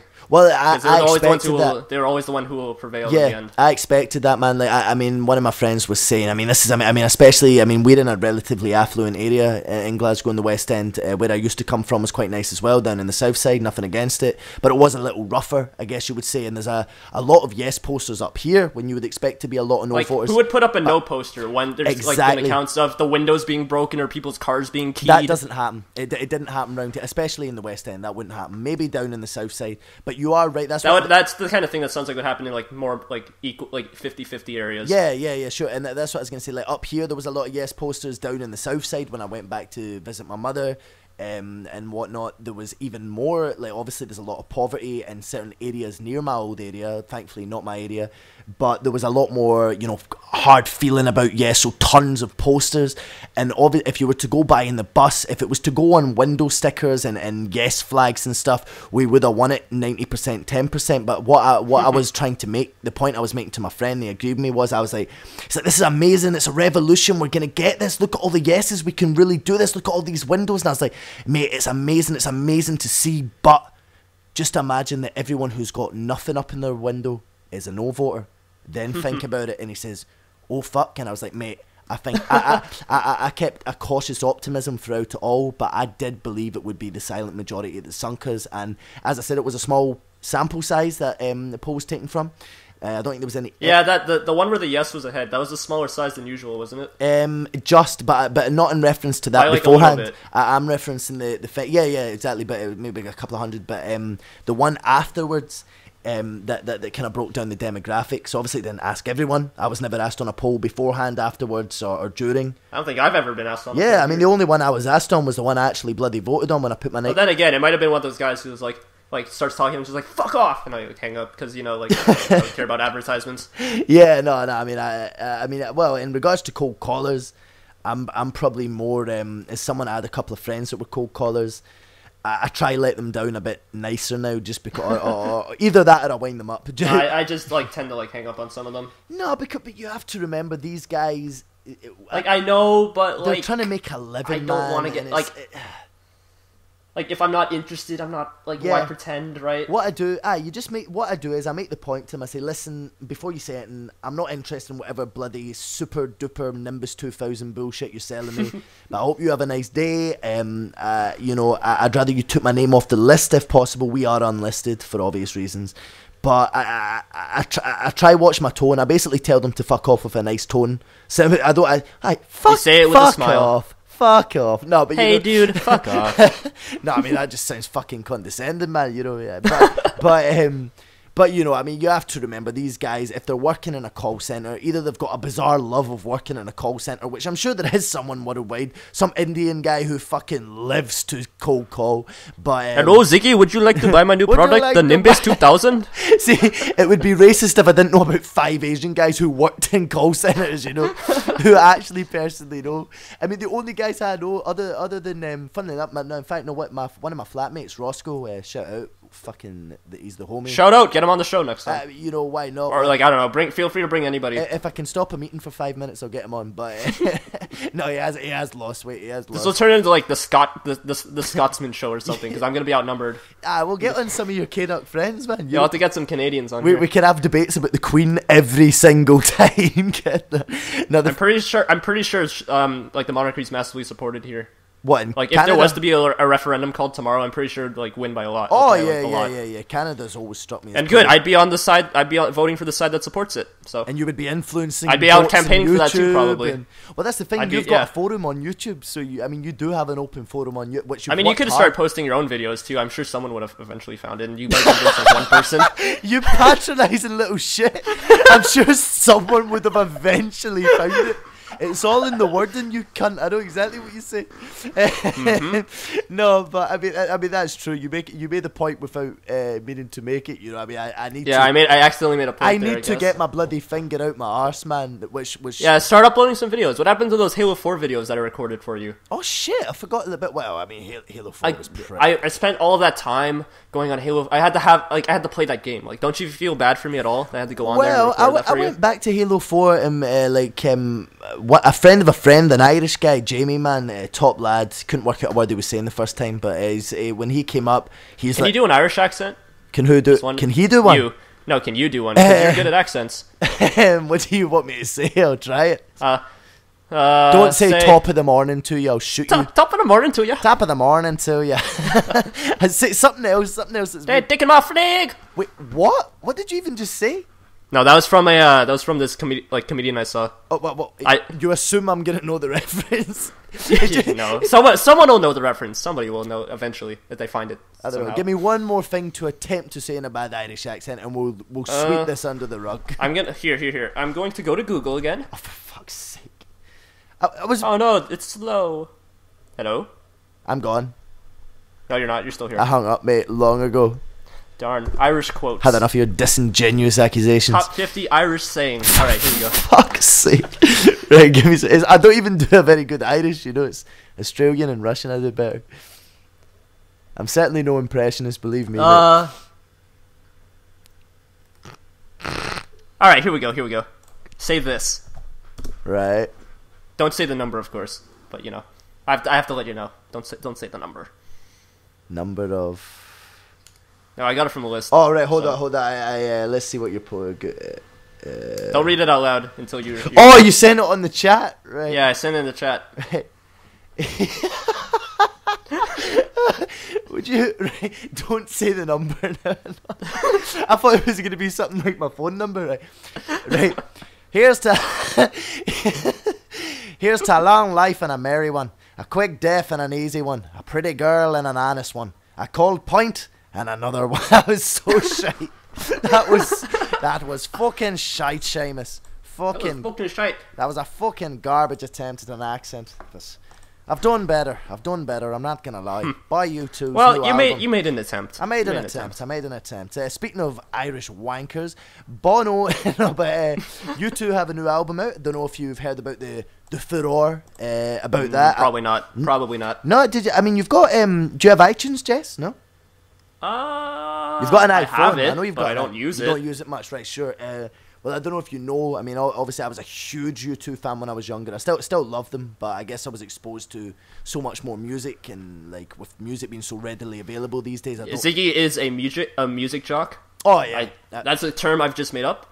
It's official. I love how you got jock in there just to reference the Scottishness. Totally irrelevant, but but no, so offensive. No, but yeah, no, I'm a music junkie, man, absolutely. But I mean, U2 are one of those bands that even if you are a complete casual, you will be aware of their existence. You will probably know With or Without You or Pride or Sunday Bloody Sunday or Beautiful Day or one of their massive stadium hits. But for those that don't know, their latest album, like me, like Jesse. So I'm educating you as we go here as well. They have a new album out called Songs of Innocence, which it's been 5 years in the making. Whether or not this particular collection of songs, I think they've made the album, scrapped it, went a different direction and whatnot. But this particular album, it was launched in you could say a unique way. It basically appeared, they released it for free, which is not a new concept. I mean, Beyonce, Radiohead, David Bowie, I think even McFly, bizarrely, kind of, pop punky kind of boy band from mid-90s. Lovely lads, by the way. But it's not a new concept in that respect. But it just kind of appeared on everyone's iTunes. If you do go on your iTunes, Jesse, you'll probably find it there. I mean, I don't buy any music legally. I mean, I got my phone here. Well, if it might be on that, but basically the album has appeared. Oh, yeah, whatever. I'll just close this down. Regardless of whether you want the album or not, it just appears. Now, apparently, there's now a way to get rid of it. And as someone that's very defensive of the band, like for what they've achieved for music, I think they get a real rough time just because Bono's a bit of a twant, and people can't see past that. But I think generally their music standard's great. But I think it's ethically a debatable way to release an album just because it appears. You know what I mean? What they should maybe have done, maybe when they release the album for free, comes up on your iTunes. Would you like this free album from U2? No, I hate free things. Well, yeah. I mean, that's the. I mean, there will be people that dislike U2 to the extent they would say no, or people that just can't be bothered with it. But people should have got the option in my eyes, and that's coming from a big U2 fan. They should have had the option. As an album, I've listened through it maybe 5-6 times. It's interesting sonically, but it's not worth the wait of 5 years. Apparently, there's a sister album coming out, songs of something. They're going with the same theme, and I think hopefully it's more kind of Actown Baby 90s U2 stuff, but this is a kind of hark back to the younger, innocent sort of songs. And if you are going to download it, I would recommend maybe Iris, Volcano, and Run with the Wolves, something like that. There's 3-4 really good songs on it, but there's a lot of wallpaper music, man. I would say it's maybe their maybe third, fourth poorest album out there. They're 12, 13. So don't even pretend you're fucking interested, you fucking musically inadept prick. But I'm totally listening to you. I'm totally not on my phone texting. I'm not just like screwing around with some items I just found. Found where? What items? Do tell. No, pray tell. I was just like spinning around the remote in my hand. Well, if you knew a little more about music, you would not have to. You would not have to. Tell me what you tell me what you listen to. I know you're kind of into classical and game music. I mean, gaming music not so much, I'd say, like recently, but more like classical stuff. Some of the really old stuff. Like I said, my music choice is a little bit weird, but no, there's no such thing as a way. All genres have redeemable qualities. Absolutely. Yeah, like 1800s, early 1900s. Wow, that far back. Huh? I know it's some weird stuff. Like, not really weird, but like just different, I guess. Yeah, no, I mean, it's better than what's in the fucking charts right now, mate. The majority, let's be honest. I mean, that's saying I will defend modern music to the hilt, but lyrically, a lot of the stuff in, say, your top 40 radio charts is absolute dirge. It really is, man. Aren't a lot of them like one word repeated for like 4 minutes? Versace. I mean, I love that song, mate, but it's fucking nonsense, you know what I mean? It is nonsense, you know what I mean? There's no musical talent, really. Drop the bass. No, but I mean, that's different. I mean, electronic music occasionally gets a rough time, but it's not as simple as just pressing. I mean, don't get me wrong, it probably is. If you compared them directly, it's probably more of a skill to be phenomenal with a guitar because, you know, in the live setting and whatnot, it's more difficult to pull it off. But at the same time, electronic music is not, you know, you do get a lot of ignorant people like, electronic music is not real music, it's just you press play on a computer. Now, some of them may do that live, like David Guetta, and that's a joke. Paying customers are being shafted like that, and that's a joke. If you're going to call yourself a DJ, you DJ live. If you're just going to play a collection of your greatest hits, admit that and take £10 off the ticket price, and people are just going to come for a good time. Admit what you're selling. But Skrillex, whether you love him or hate him, or Dead Mouse or any of these better known house producers, I'm not going to give like people Steve Aoki and that the credit of calling them fucking producers, but these people, there's when you look at how they're produced on these programs, as someone that does it myself, not so much more hip hop, but as someone that knows how difficult it really can be to make good electronic music. I've seen my fair share of not good electronic music. There is plenty. but especially in my search for music for YouTube videos, I've seen quite a lot of electronic music that you've only got to ask me, brother. I'll point you in the right direction. There is a lot of great electronic music, but due to the I think I did ask you, but it never got around to actually getting done. All right, my bad. I don't know. That might have Digging been myself forever ago. a hole there, but no. Probably before you went off and like disappeared for like 5 months. Oh yeah, I'm good at that. No, but if You do that quite a bit. Oh my god, you used to do that all the time. It was so frustrating. I go through my reclusive periods, man, where I just like to inspect my own beauty in the mirror. And I suppose it's a good thing that you actually show up now. So I guess I did something right there. Well, my life's back on track, man. You know what I mean? As I said, with college, you know, getting a name in my college. Obviously, I'm sharing a flat now. Like, there was just so much going on last year with the court case and with the referendum build up. Did you ever talk about that, by the way? The court case? I think we were saving that for that podcast. It never actually came out because it sucked so bad. Me, you, and KG. Oh my god. I wouldn't say that it sucked. I would just say that it didn't not suck. No, but not as good as this one. Wow. I mean, that might just be me tooting my own horn here, saying it like this is like, in my opinion, I think this was a good show so far. It might end up being like completely. Oh, this is definite. Shite. This is the best thing that's ever been recorded in the world, without a shadow of a doubt. Of course. Yeah. I mean, who would disagree? If you disagree, you're a freaking idiot. If you disagree, I mean, I don't even have the words. If you don't unequivocally like this podcast, then you're a fool. You're a fool. You're a fool. You're who Gandalf told to run. You are a fool. You're a racist Nazi. You're a racist Nazi. Mate, I tell you, we should save up the bullets for everyone who does not unequivocally, what a word, by the way, unequivocally enjoy this podcast. I just thought of it, so, like, it's a word I just, like, that would be a good word to use. But, mate, isn't it, how beautiful... I pulled it out of my dictionary. How beautiful is the English language? It is... Very... I mean, I used the word because. I don't know if you've heard of this one. Because I used that the other day. Because? Yeah, it's like. Have you ever heard of the? See, I've heard it's like a Lincoln word, but I'm not quite sure the context to utilize it in. I mean, I was also using the word today at some point to describe today. Like, how does that work? It's like tomorrow, but it's like more rooted. I want to know what English sounds like to somebody who doesn't. Yeah, I was thinking this the other day. How trippy's that? I was fucking. Like, I think I saw this video of like. I think it was supposed to be like how English sounds to non-English speakers, but it was just random words like being said. And so plus, like, we are English. We are English speakers, so it's gonna. Yeah, like I want to know what it sounds. We're like. not the demographic, you know. But it's weird though. Like I mean, it's funny you say that, and this is unplanned, folks. But Jesse's saying that just happens to link up. But I was high out my box the other day, man. It's this beautiful sativa weed, man, and I absolutely like that philosophical way you get where you just want to watch jellyfish documentaries, man. I mean, honestly, like, I was gouching with some of the boys, and those times when you end up in the weird parts of YouTube. Oh yeah, yeah. No, I do that so. Always happens somehow. Not even the weird part of YouTube, the weird part of the internet. And oh my god, you know, I was gouching out with some of the boys, and of course the token female, as there always is, and we were sitting and we were talking like. How does English sound to it? Basically what you just said, Jess. How does English sound to a non-English speaker? And it's like... We'll never know. Because, yeah, like, say you say... You're speaking French, right? And you say, il pleut is the French word for rain, but French people would say rain is the English word for pleu. Like... it'd be reversed. It's bizarre, like I mean, as someone that was pretty bad at like the fact I managed to get a credit for my French is one of the biggest travesties ever in the education system. I was doing good in French when I was taking it because I had Canadian, to take it, of course. Though, to be fair. I had to take it until 9th grade.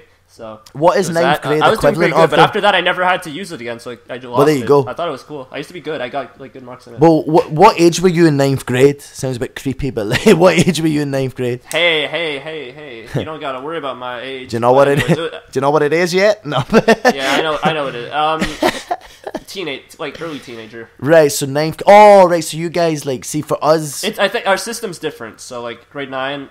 Well, your system's continuous, if you get me, whereas we have primary 1 to 7, and then when you go to secondary, you're in secondary 1, so it's P1 to 7. Yeah, you guys do it differently. Yeah, you've got a more continuous system. So grade 9 would be about S1, S2 for us.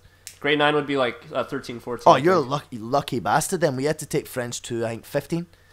And that... Yeah, you only got one more year. Oh, it was fucking awful though. Like, I mean, we had the most Scottish guy in the world used to do like the reading French exam. It was like, turn to page 4. I had the in like grade 7. I had like it was grade 8. I had the worst French teacher. Not the worst. Like she did it like she taught, but she was like really like strict. It was terrible. But teachers like that, regardless. I'm scarred for life. Teachers like that, regardless of the subject. I've never understood that. No, like she'd like try to embarrass people for like not like understand, like not being able to. Like, exactly. I mean, how does that teach kids anything? You have to have the kids on board. Like, you don't need to go the route of like this one dude who like she hated this one guy. Like he got a 3% in that course. 3%. That's pretty fucking awful, mate, to be fair. But 3%? Was she high? No, it was legit. Okay, well, she really wasn't there. She was probably a couple of sandwiches short of a picnic. But regardless, we don't all, like, I'd love teachers to be Jack Black from School of Rock, one of my favourite movies ever. You don't need to go to that end of the spectrum, but you need to engage with the kids. It kills me when I see teachers that don't even, you know, bother trying to give off the impression that they enjoy kids and teaching. If you I don't... had some good teachers, just like, well, yeah. I've seen both sides. I've had terrible teachers and great. My mother is a I think primary I'm using teacher. by using good, I think that's the wrong term to use here. Because I mean, like, a strict teacher could still be good because they can still like make sure you get the information. Yeah, but it's not a case of strict and easy. There's still good and bad teachers. You get laid back shit teachers and you get strict good teachers. They're not you know, intrinsically linked. They're not correlated always. Because you can still get laid back good teachers and strict bad teachers. And laid back good teachers are more commonized. As I said, there's more of a correlation between that. But as someone whose mother's a primary teacher, she's a phenomenal teacher, and she's probably I remember when I was back in like primary, I would be getting in trouble a lot. Oh, see, I mean, I was like the Joker, one of the Jokers. What age is like primary? 4 or 5, depending on when you start. 4 or 5 to 11. I remember getting in trouble a lot. No, like when I was 4 and 5, so I guess like starting. Like yeah. Oh, well, come on, you were 4 or 5. Everyone gets in trouble. I was more a troublemaker than anyone else. Apparently. Oh, I got the timeout chair. Oh, I probably made you look less. I got the timeout chair every day. The tip with the dunce's hat on. No, not the hat. Yeah. I guess that was too politically incorrect. Nah, too much swag when you wear that hat, man. You make the other kids jealous. No, but they want the hat. Apologies for the use of the word swag, and in retrospect, there. As far as you're just talking about swag, man. Swag. No, but like it's what pirates get when they go looting. Mate, that's how I'm gonna defend it from now on. If I get caught saying swag, and I do say it, I'm going to use the pirate excuse. You've saved my bacon, mate. You've saved my bacon. No problem. You can pay me any day. Well, I would, but you know, I don't see enough of the profits of this bullshit to have the money to pay you. Spend too much time buying fucking sneakers and stuff for my room that I really don't need. Hey man, get off the sneaker addiction. I know. Well, it's not even an addiction. It's just a case of I was wearing the same 2-3 pairs. I mean, out with sports shoes, right? You have separate sports shoes. Obviously, I got the new Featherers and stuff like that. Totally unnecessary, grandiose purchases. But oh yeah, eh? Oh yeah, no, I mean, I'm a Federer fanboy. I think we all know that he's the greatest to ever play the game in my eyes. You can make an argument for Nadal, Sampras, Laver, whoever, but to me, it's Federer, just based on aesthetics. But anyway, that's a totally different conversation. And I could talk about Roger Federer for longer than he could. I don't know much about sneakers either, so Well, tell me what you think, right? Tell me what you think of about sneakers. No, not in general. You know, I mean that's. I love wearing shoes. I mean, it makes it so my feet don't have to walk on rocks and pavement and stuff. You know, I love shoes. I mean, where would I be without your opinion on that issue? I would feel lost. No, but you'd be walking around like hobbits with no shoes. Yeah, well, you would build up a resilience over time, no doubt. But I mean, you could try. You can do the walk to Mordor. That was a documentary someone did. They walked there with no shoes in New Zealand. Oh, well, there seems to be a lot of people that just float about barefoot in New Zealand. I actually kind of respect that, because I guess that is the way Have you ever been? I would love to go to New Zealand. Love it. It's a beautiful country. Beautiful. Besides the earthquakes, I guess. But, I mean, every country has its drawbacks. I mean, Britain's of it. Back to my point, everyone's got good and everyone's got bad. That's not... And I'd like to real quick, remember how I was saying that point that I wanted to make earlier when we were on break? Sure, on you go. I'm going to debunk your Nazi Germany point. Right, go on. That was a regime of Germany itself, the whole of Germany in its time span that's been around since the 1870s. So that could be considered a bad, of course. That is a bad, but that doesn't mean that there's any good in the other regimes of Germany before or after. Well, I mean, it's a fair point that it was a regime and not. It wasn't it wasn't the culture itself. Well, you're absolutely correct on that, but I mean, on an irrelevant point, the Weimar Republic was a fucking joke as well. Hyperinflation, hyperinflated even further. It was hyperinflated, but I mean, you could say that the current. I mean, it's slightly stretching it a little, but you could say that up until 300 years ago. Scotland was its own country, so you could say the current lot are a regime, but the fact is that the problem with the Westminster government here is that for the last, I don't know, maybe since the last real Labour government, the regimes nothing changes but the colour of the tie, and that's the problem. The regimes all represent the same lobbied interests, man, and that's the issue. But that is a good point. I'll give you that one. I'm glad. I was thinking about that like on break, and I was like, I was waiting for the perfect time to like for you to bring something up that I could chime that in on. I just brought it in. I love how like we'd be talking about sneakers and so about Germany, you know? Yeah, I'm sure Germans wear sneakers. Yeah, this is the ideal time. No, I was gonna say they wear wooden shoes, but that's the Dutch, I'm pretty sure. Yeah, clogs. Oh, I remember doing the Germans are the lederhosens. Is it lederhosen? Not to be again a pedantic fuck. I'm pretty sure I'm probably saying it the American way. Oh God, bloody Yanks, kid. Nothing but scum, nub. I know, when they tried to invade in 1812, they forgot to take their culture when we kicked them out. Touche. No, but yeah, back to sneakers, which is let's get back to mundane modern issues so we can dumb the viewers down, because that's really okay. We want to take the Fox News route. We don't want to talk about politics too long. We want to talk about Kim Kardashian and the shoes that people are wearing. Does she still exist? As far as I'm aware, she may still exist, but she's still as irrelevant to the grand scheme of the world as she ever was. I mean, why she's in the news? Why Fox News is a news? Why is she famous? Like, she's literally famous for being famous. No, she's famous for shagging Reggie. Like Reggie. Right, that makes more sense. She's basically famous for the sex tape. She went the Paris Hilton route, and I've seen it. When's the Ziggy sex tape coming out? Hopefully never, mate. The Pornhub wouldn't be able to handle the propensity of the moves displayed. But I mean, I've watched the Kim Kardashian sex tape.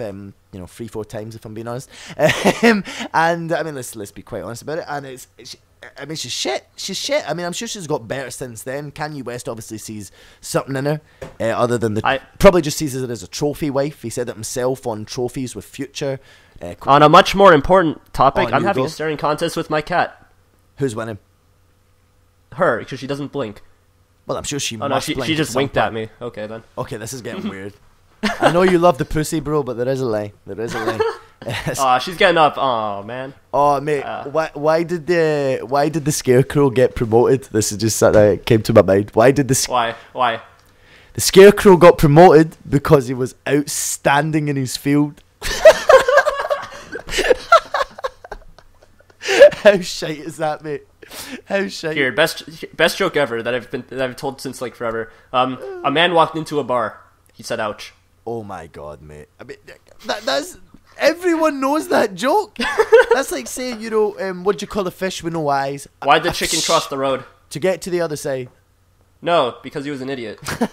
Well, to utilize my stoner brainwaves to dissect that joke, right?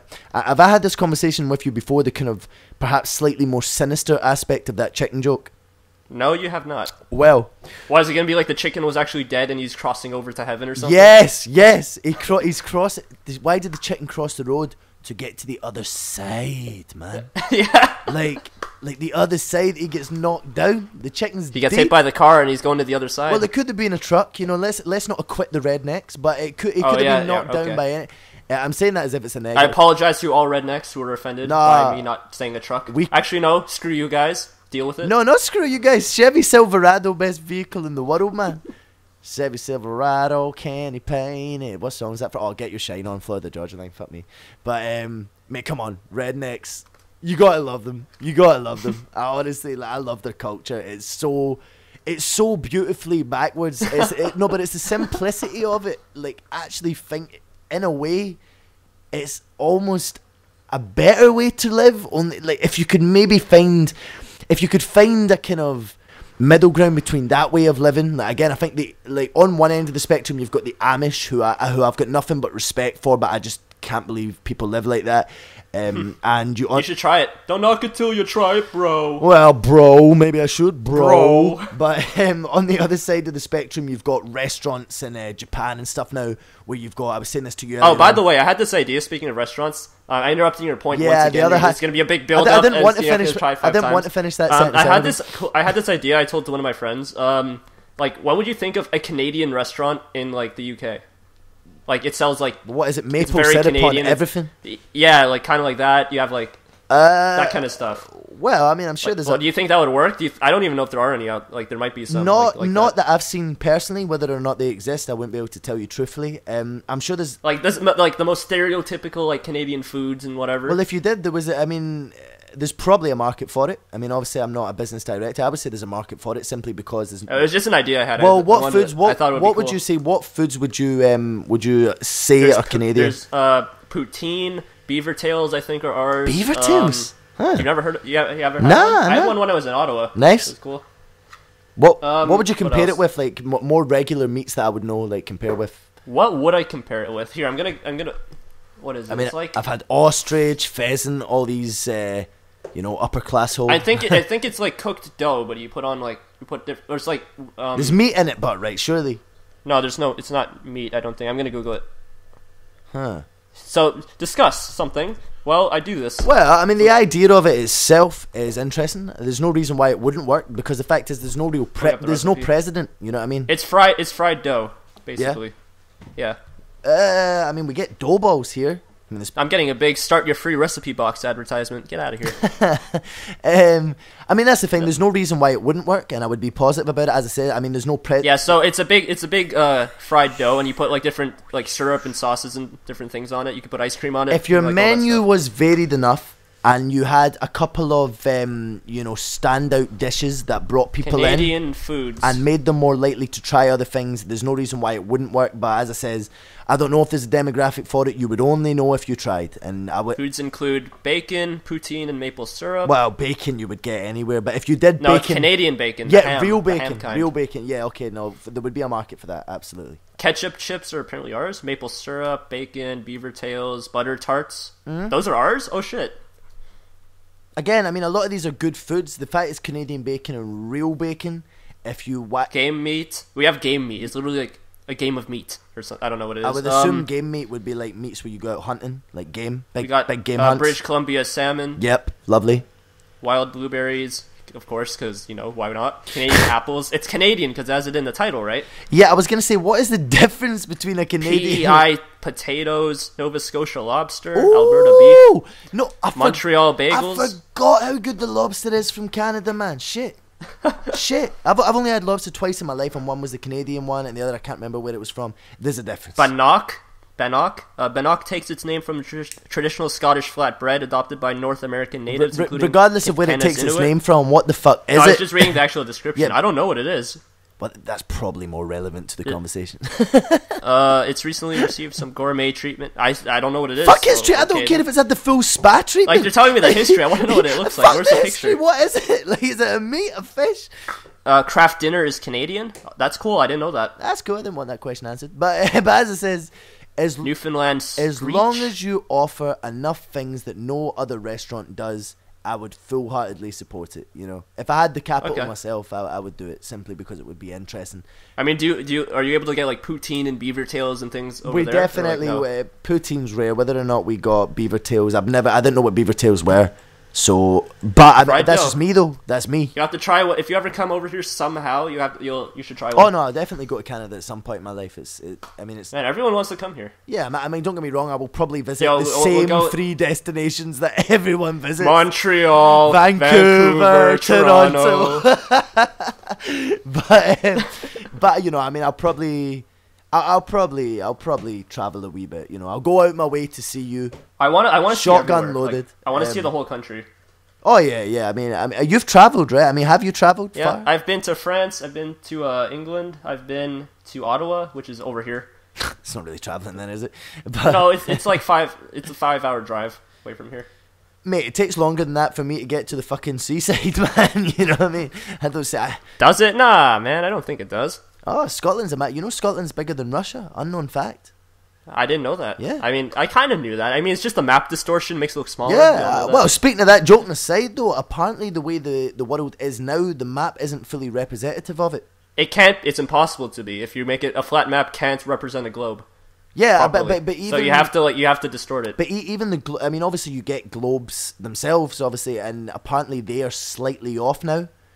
Are they? Yeah, but how so? But I think I read that a year ago. So, and it definitely wasn't on the Mash or the Onion or something. It was definitely as legitimate. Was it a reputable source? Well, it certainly wasn't the BBC. Let's say that much. It was on it was on some sort of semi-reputable source. Whatever you choose to believe is up to you. But it seemed believable. But I've probably made okay, it was probably but, like, what was the point? Like, why was it like wrong? The globe. I think it was either to do with, it wasn't continental drifting. It was to do with certain areas weren't quite as large or quite as small, and it was kind of trivial stuff, but it was just something like, it was basically clickbait, because I clicked on it. It's like, the world is not as we all believe, and I was like, oh, what's this now? So so obviously, you know, they know exactly what they're doing when they make these headlines, and back then I was a little more. They know what they're doing. It's like the guys who will put like the gaming videos who put like 15 of like the game 15 times in the title, like the name of the game. Wait, what? Have you ever seen one of those? Have you ever seen one of those where they put like the title of like whatever game they're playing, like they find a way to put it like 5 times, then they put it 15 times in the description while making it look natural? Oh, yeah. Or they use thumbnails that aren't actually in the video. Like GTA gameplay brackets, GTA Online brackets, GTA with friends. It's just like all in one. Like the titles that go like are so long they get cut off. No, it's fucking nonsense. That's what it is. You know what I mean? As well put that in the title, fucking clickbait bullshit. But no, I mean, I'm not really sure what the modern kit, but like back when I used to upload on YouTube, and hopefully I won't be saying back when much longer, and I will be at the current. Yeah, hurry up, bruh. I'll get onto that in a wee second, but back then anyway, you used to just put tons of tags that weren't actually relevant to your video, and you used to just put tons of tags. Yep, you just put like all the big YouTubers in the tags and stuff. And just pray that you would get views from it. Never worked for me. I stopped after a couple of videos. I thought, this is absolute buffoonery. I guess the Winnie the Pooh tags worked. Oh well, I mean, they were actual Winnie the Pooh though. That's not clickbait. I don't know what's worse actually. You got it. You're either gonna have to make a new channel or get rid of those at some point. I'll probably get rid of them at some point. I mean, they're like, good. Watch when whoever like Disney's coming after you. They're sending like the feds after you. They can try. I'm up on the top floor. I ain't give a shit. I know how to. You're up on the highest mountain of the Highlands. And the Highlands. That accent, you've had so long to perfect that. In fact, you've listened to the Thomas accent so many times. Ziggy Blockley, I'm up here in Scotland. Yo, that's actually not that bad. Like when you hear everyone, the second they find out you're from Scotland, they assume they can do the accent. And very few can. I tend to not be the best at accents. Well, some accents. I can do some. I can do some like this. What's that meant to be, Indian or Scottish? Yes, I can do I think I can do the Indian accent. I think so. I don't know. That's probably closer to Scottish than your Scottish accent, mate. Is it? I see. That just sounds Canadian. Get that? No, but hey, don't you know? I'm riding my moose around the hoose. Yeah, oh my god, mate! That is just a bizarre. That's a Frankenstein of accents, brother. And for your future employment prospects in the voice acting industry, I would stop there. But I mean, it's not a boot getting employed. It's not a boot get. You're about to get a fucking boot up your arse, brother. Believe me. If you keep trying to. It is actually a real. It's not like that. Like part of the accent is actually like a thing. It just sounds like a boot. It's actually like the way they say like it's like a boat. I think. No, we say a boot. We say a boot. Like the old, like some people still have like that stereotypical, or the accent the stereotype comes from. Like it's actually a thing if you get away from the cities. No, in Canada. In Canada, you know that stereotypical Canadian one, the one about the a boot and the moose. Do people say that? See, we say a boot and hoose and stuff like that. It's not as stereotypical. It's like more subtle, but like it does exist. It still exists. It exists. Kind of more rural areas, or it'd be cool. I think it'd be cool if I had one of those. To be honest, but I don't think I'd be able. With my accent talents, I don't think I'd want to make an attempt. Oh well, we'll put that one on the back burner and give you time to redeem it in the future. But like, see that the boot and hoose and whatnot. You say that's more rural, city based, or well, no, like where it does still exist. Like A is more right. Like A is part of like the vocabulary. People like my parents say that. And I say that sometimes. I'm talking about a boot and hoose and whatnot. Like A is just a fucking Canadian thing. You all do it. Who knows why? Yeah, there's different Canadian accents too. Like depending on like where you are. Like there'll be like slightly different ones. Well, yours is quite like, I would say, if you were to transfer your accent over to like Britain, you're like, you're relatively well spoken. You know what I mean? You're I am. Yeah. Oh, cool. Yeah. Well, you're easy to like. You're not guttural. You know what I mean? You're quite.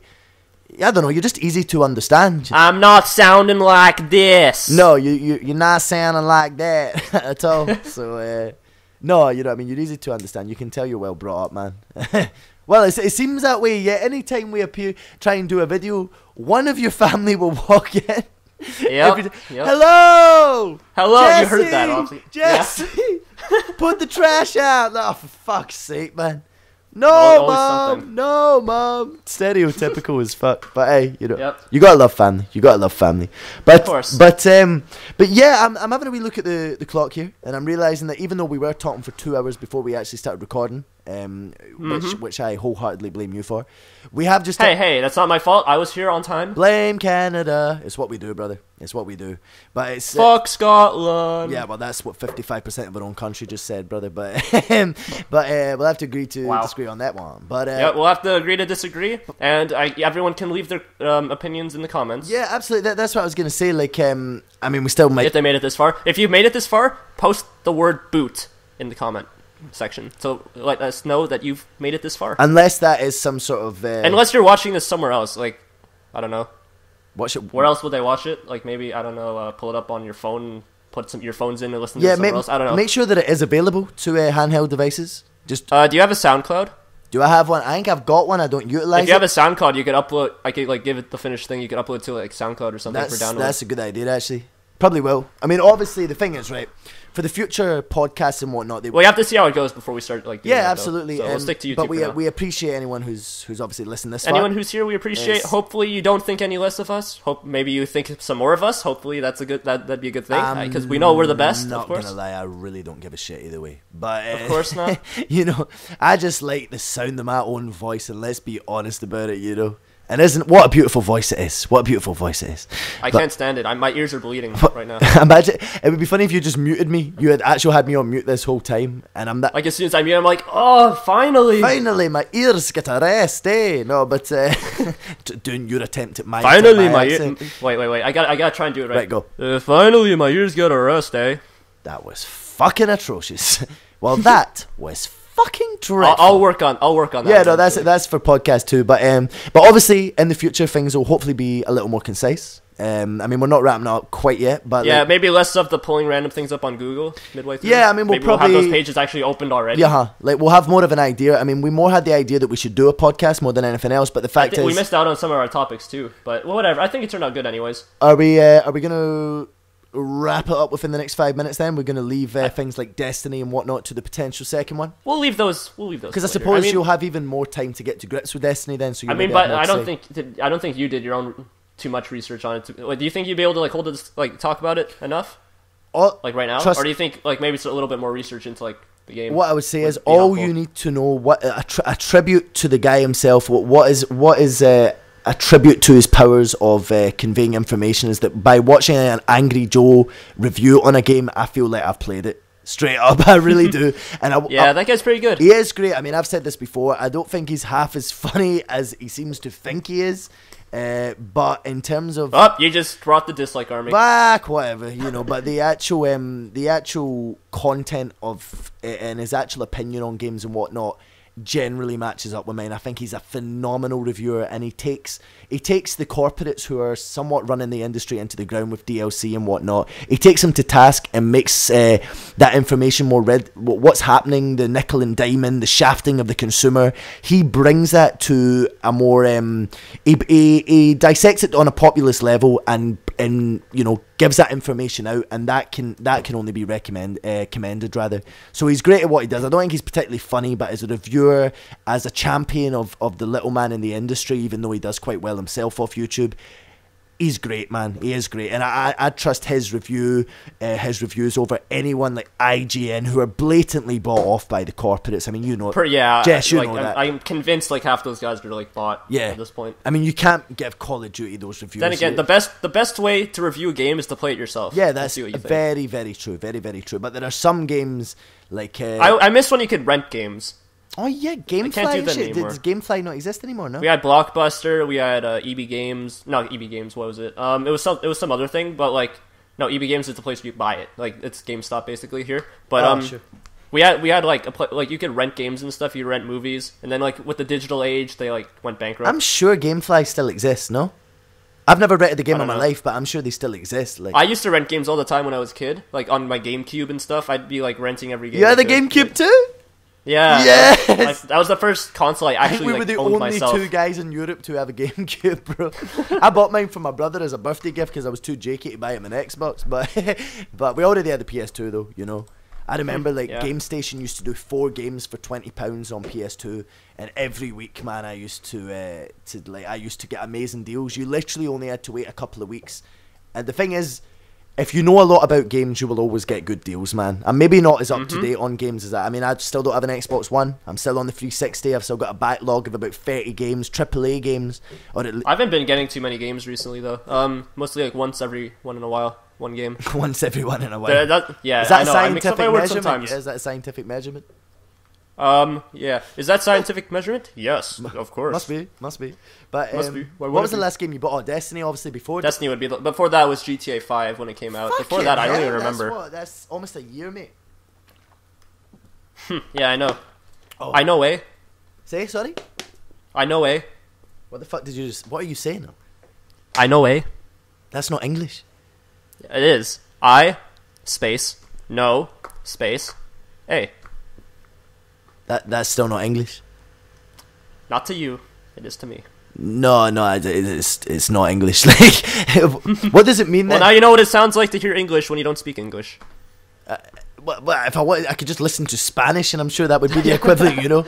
Spanish, the language of love. Tell you if there's. Anyways, yeah. So like, I haven't really been buying too many games recently. Well, it doesn't feel like there's anything to get though. To me. Yeah, I mean that's why I've not went next gen yet. Like, I mean, everything tends to come out at the same time. Like autumn, worthwhile stuff. I'm gonna be getting Master Chief Collection, Halo Master Chief Collection. I'm excited for that. I thought about going next gen. It's funny. I thought about going next gen for last gen games, but yeah, I don't know, having it all.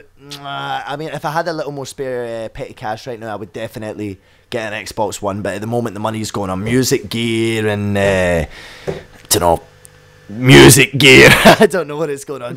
Shoes, music gear, surplus of condoms, usual. What you should do is save up some money. Actually, no, this is probably a bad idea, and it's probably going to sound really stupid, but I'm going to say it anyways. Save up some money and buy like a really good PC and get Minecraft, and we could you could join in on like the new series. We're going to be starting the new like server series, multiplayer with a bunch of people. Mate, I don't really like Minecraft that much, man. It's me. Don't worry, man. I know how you feel, but I think you could get into this. But why would I want to when time is such a precious commodity?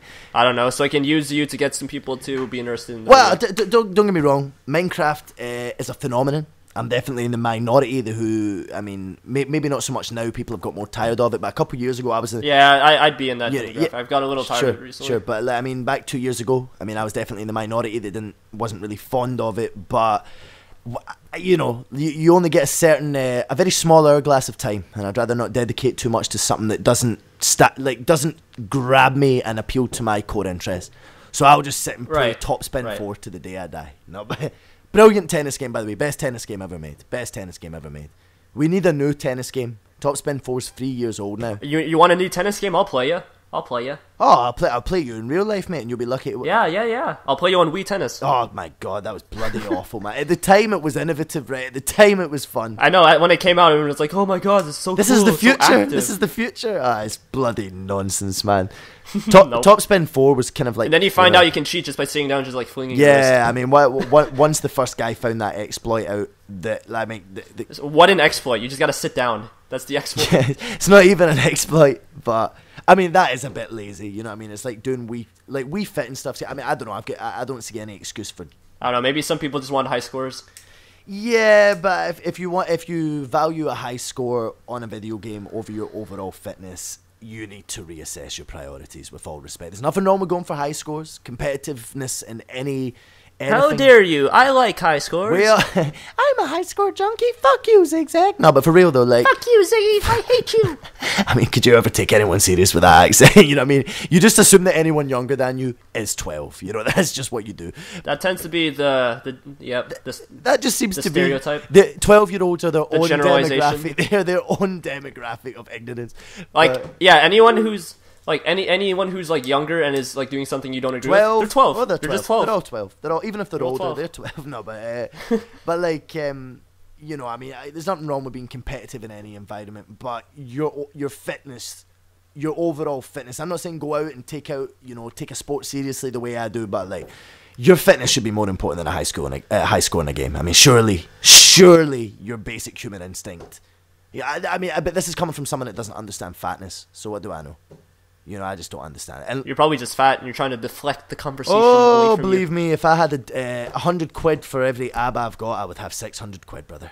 I'm just saying. So, you know, I mean, I'm pretty into my fitness, but don't get me wrong, there's people who... Objection! I call false! Mate, if you weren't sure what picture you wanted for this podcast, I will supply a picture that proves that true, should you wish, mate. So, no thanks. So, I pass. Well, you're gonna have to.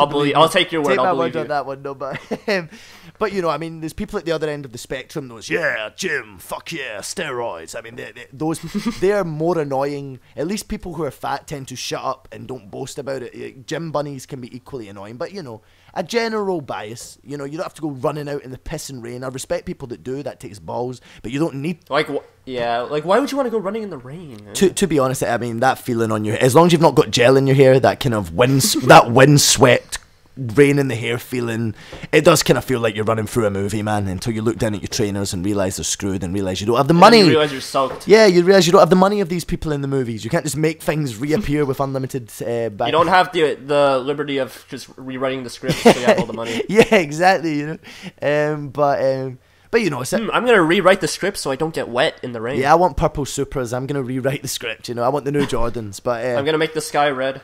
Oh, but mate, there's something about a shepherd's, what's it, red sky at night, shepherd's delight, red sky in the morning. Oh, red skies are beautiful, mate. They are actual, even though they supposedly symbolise bloodshed and shit, they are beautiful. What, sunsets? Sunsets are bloodshed? No, I don't think sunsets themselves. I think if it's really red, now I'm not quite sure of the connotations, you'd maybe want to correct me on this, but I'm sure that there is at least one flavour, rather shade of red that has connotations with, you know, supposed bloodshed. Probably. I'm not sure. I mean, I only know the name of one cloud, and that's cumulus. So I'm not particularly, you know, I'm not into.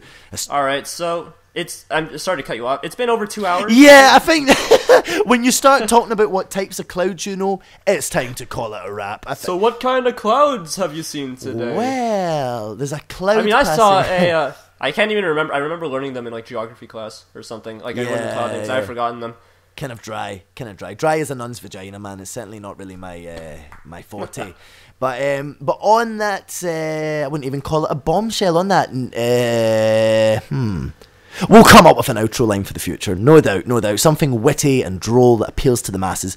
But for now, peace. No, that's not happening. No, obviously it has to be better. Yeah, it needs to be plus. If we're speaking to a war-torn country, be sure to like the video and subscribe if you want to see more. And we will see you in the next. The next Angry Joe show. No, but I mean we can't say peace simply because we may have demographics in war-torn countries who would take that rather patronisingly. But they could hear that and they'll say that and they're like, they want us to have peace. Let's go make peace. For what it's worth, I didn't support the Iraq War, so we are on your side. We all know that's false. You can just Google that, Ziggy. Yeah, what is Iraq? Is that like Iran but spelt wrongly? No, but like, yeah, I mean, I'm sure there are people that ignorant out there, and that scares me.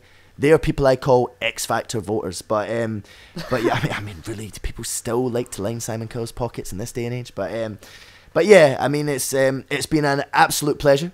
Yep, it has been a pleasure to do this. It's not been particularly... surprisingly, we didn't exactly get into a big fight. I didn't have to go over there to like fist fight you over opinions. I know, and I'd rather you bought better, capture card gear than wasting money on a flight, but on a better microphone. Yeah. But I mean, it's not been particularly concise. It's been higgledy-piggledy. There have been probably dead areas where you may want to turn your volume down due to the large amount of aggression flooding through your speakers. Yep, you have to turn... Anytime you hear an angry Scotsman, you gotta turn down your volume. That's just that or run. Like common sense. That or run for common sense. Or run if they're in your face. Yeah, but I'm not in the room. I mean, I'm in your hearts, but not in the room. So therefore, you are essentially safe. But I would like you all to know I know where every single. You're in their hearts. I'm in their minds because they're gonna be thinking about what I said. I know. They're gonna take it and they're gonna listen to it. Believe me, everyone watching this, I know where every one of you lives. So yeah, I do too because I have analytics. Oh, he actually does know. You actually do know. That's the scary thing. That most of them live in the US, the UK, and Canada. See, that is a bit Big Brother, isn't it, man? It is a bit Big Brother that information's... It's cool, but it's a bit Big Brother that information's at your fingertips. It's all a bit 1984, but still cool as fuck. Don't get me wrong. Yeah. Anyway, so cool. I'm guessing we should probably wrap it up here. Longest outro ever. Yeah, the outro's probably longer than the rest of the podcast. Oh my god. But let's get back to politics, kids. Thank you for listening, everybody. Honestly, it's much obliged. If you've made it this far, you are made of stronger stuff than I am, believe me. And I'm made of steel. Just saying. All right, so hopefully you enjoyed, and we'll see you on the next show. When will that be, Ziggy? Do you think? It will be... I have no idea. 2 Thursdays from now at 3:04 a.m. How's that sound? 2 Thursdays from now, 3. Mate, I'll make it. Sure, I don't have a fucking clue. We'll work it out.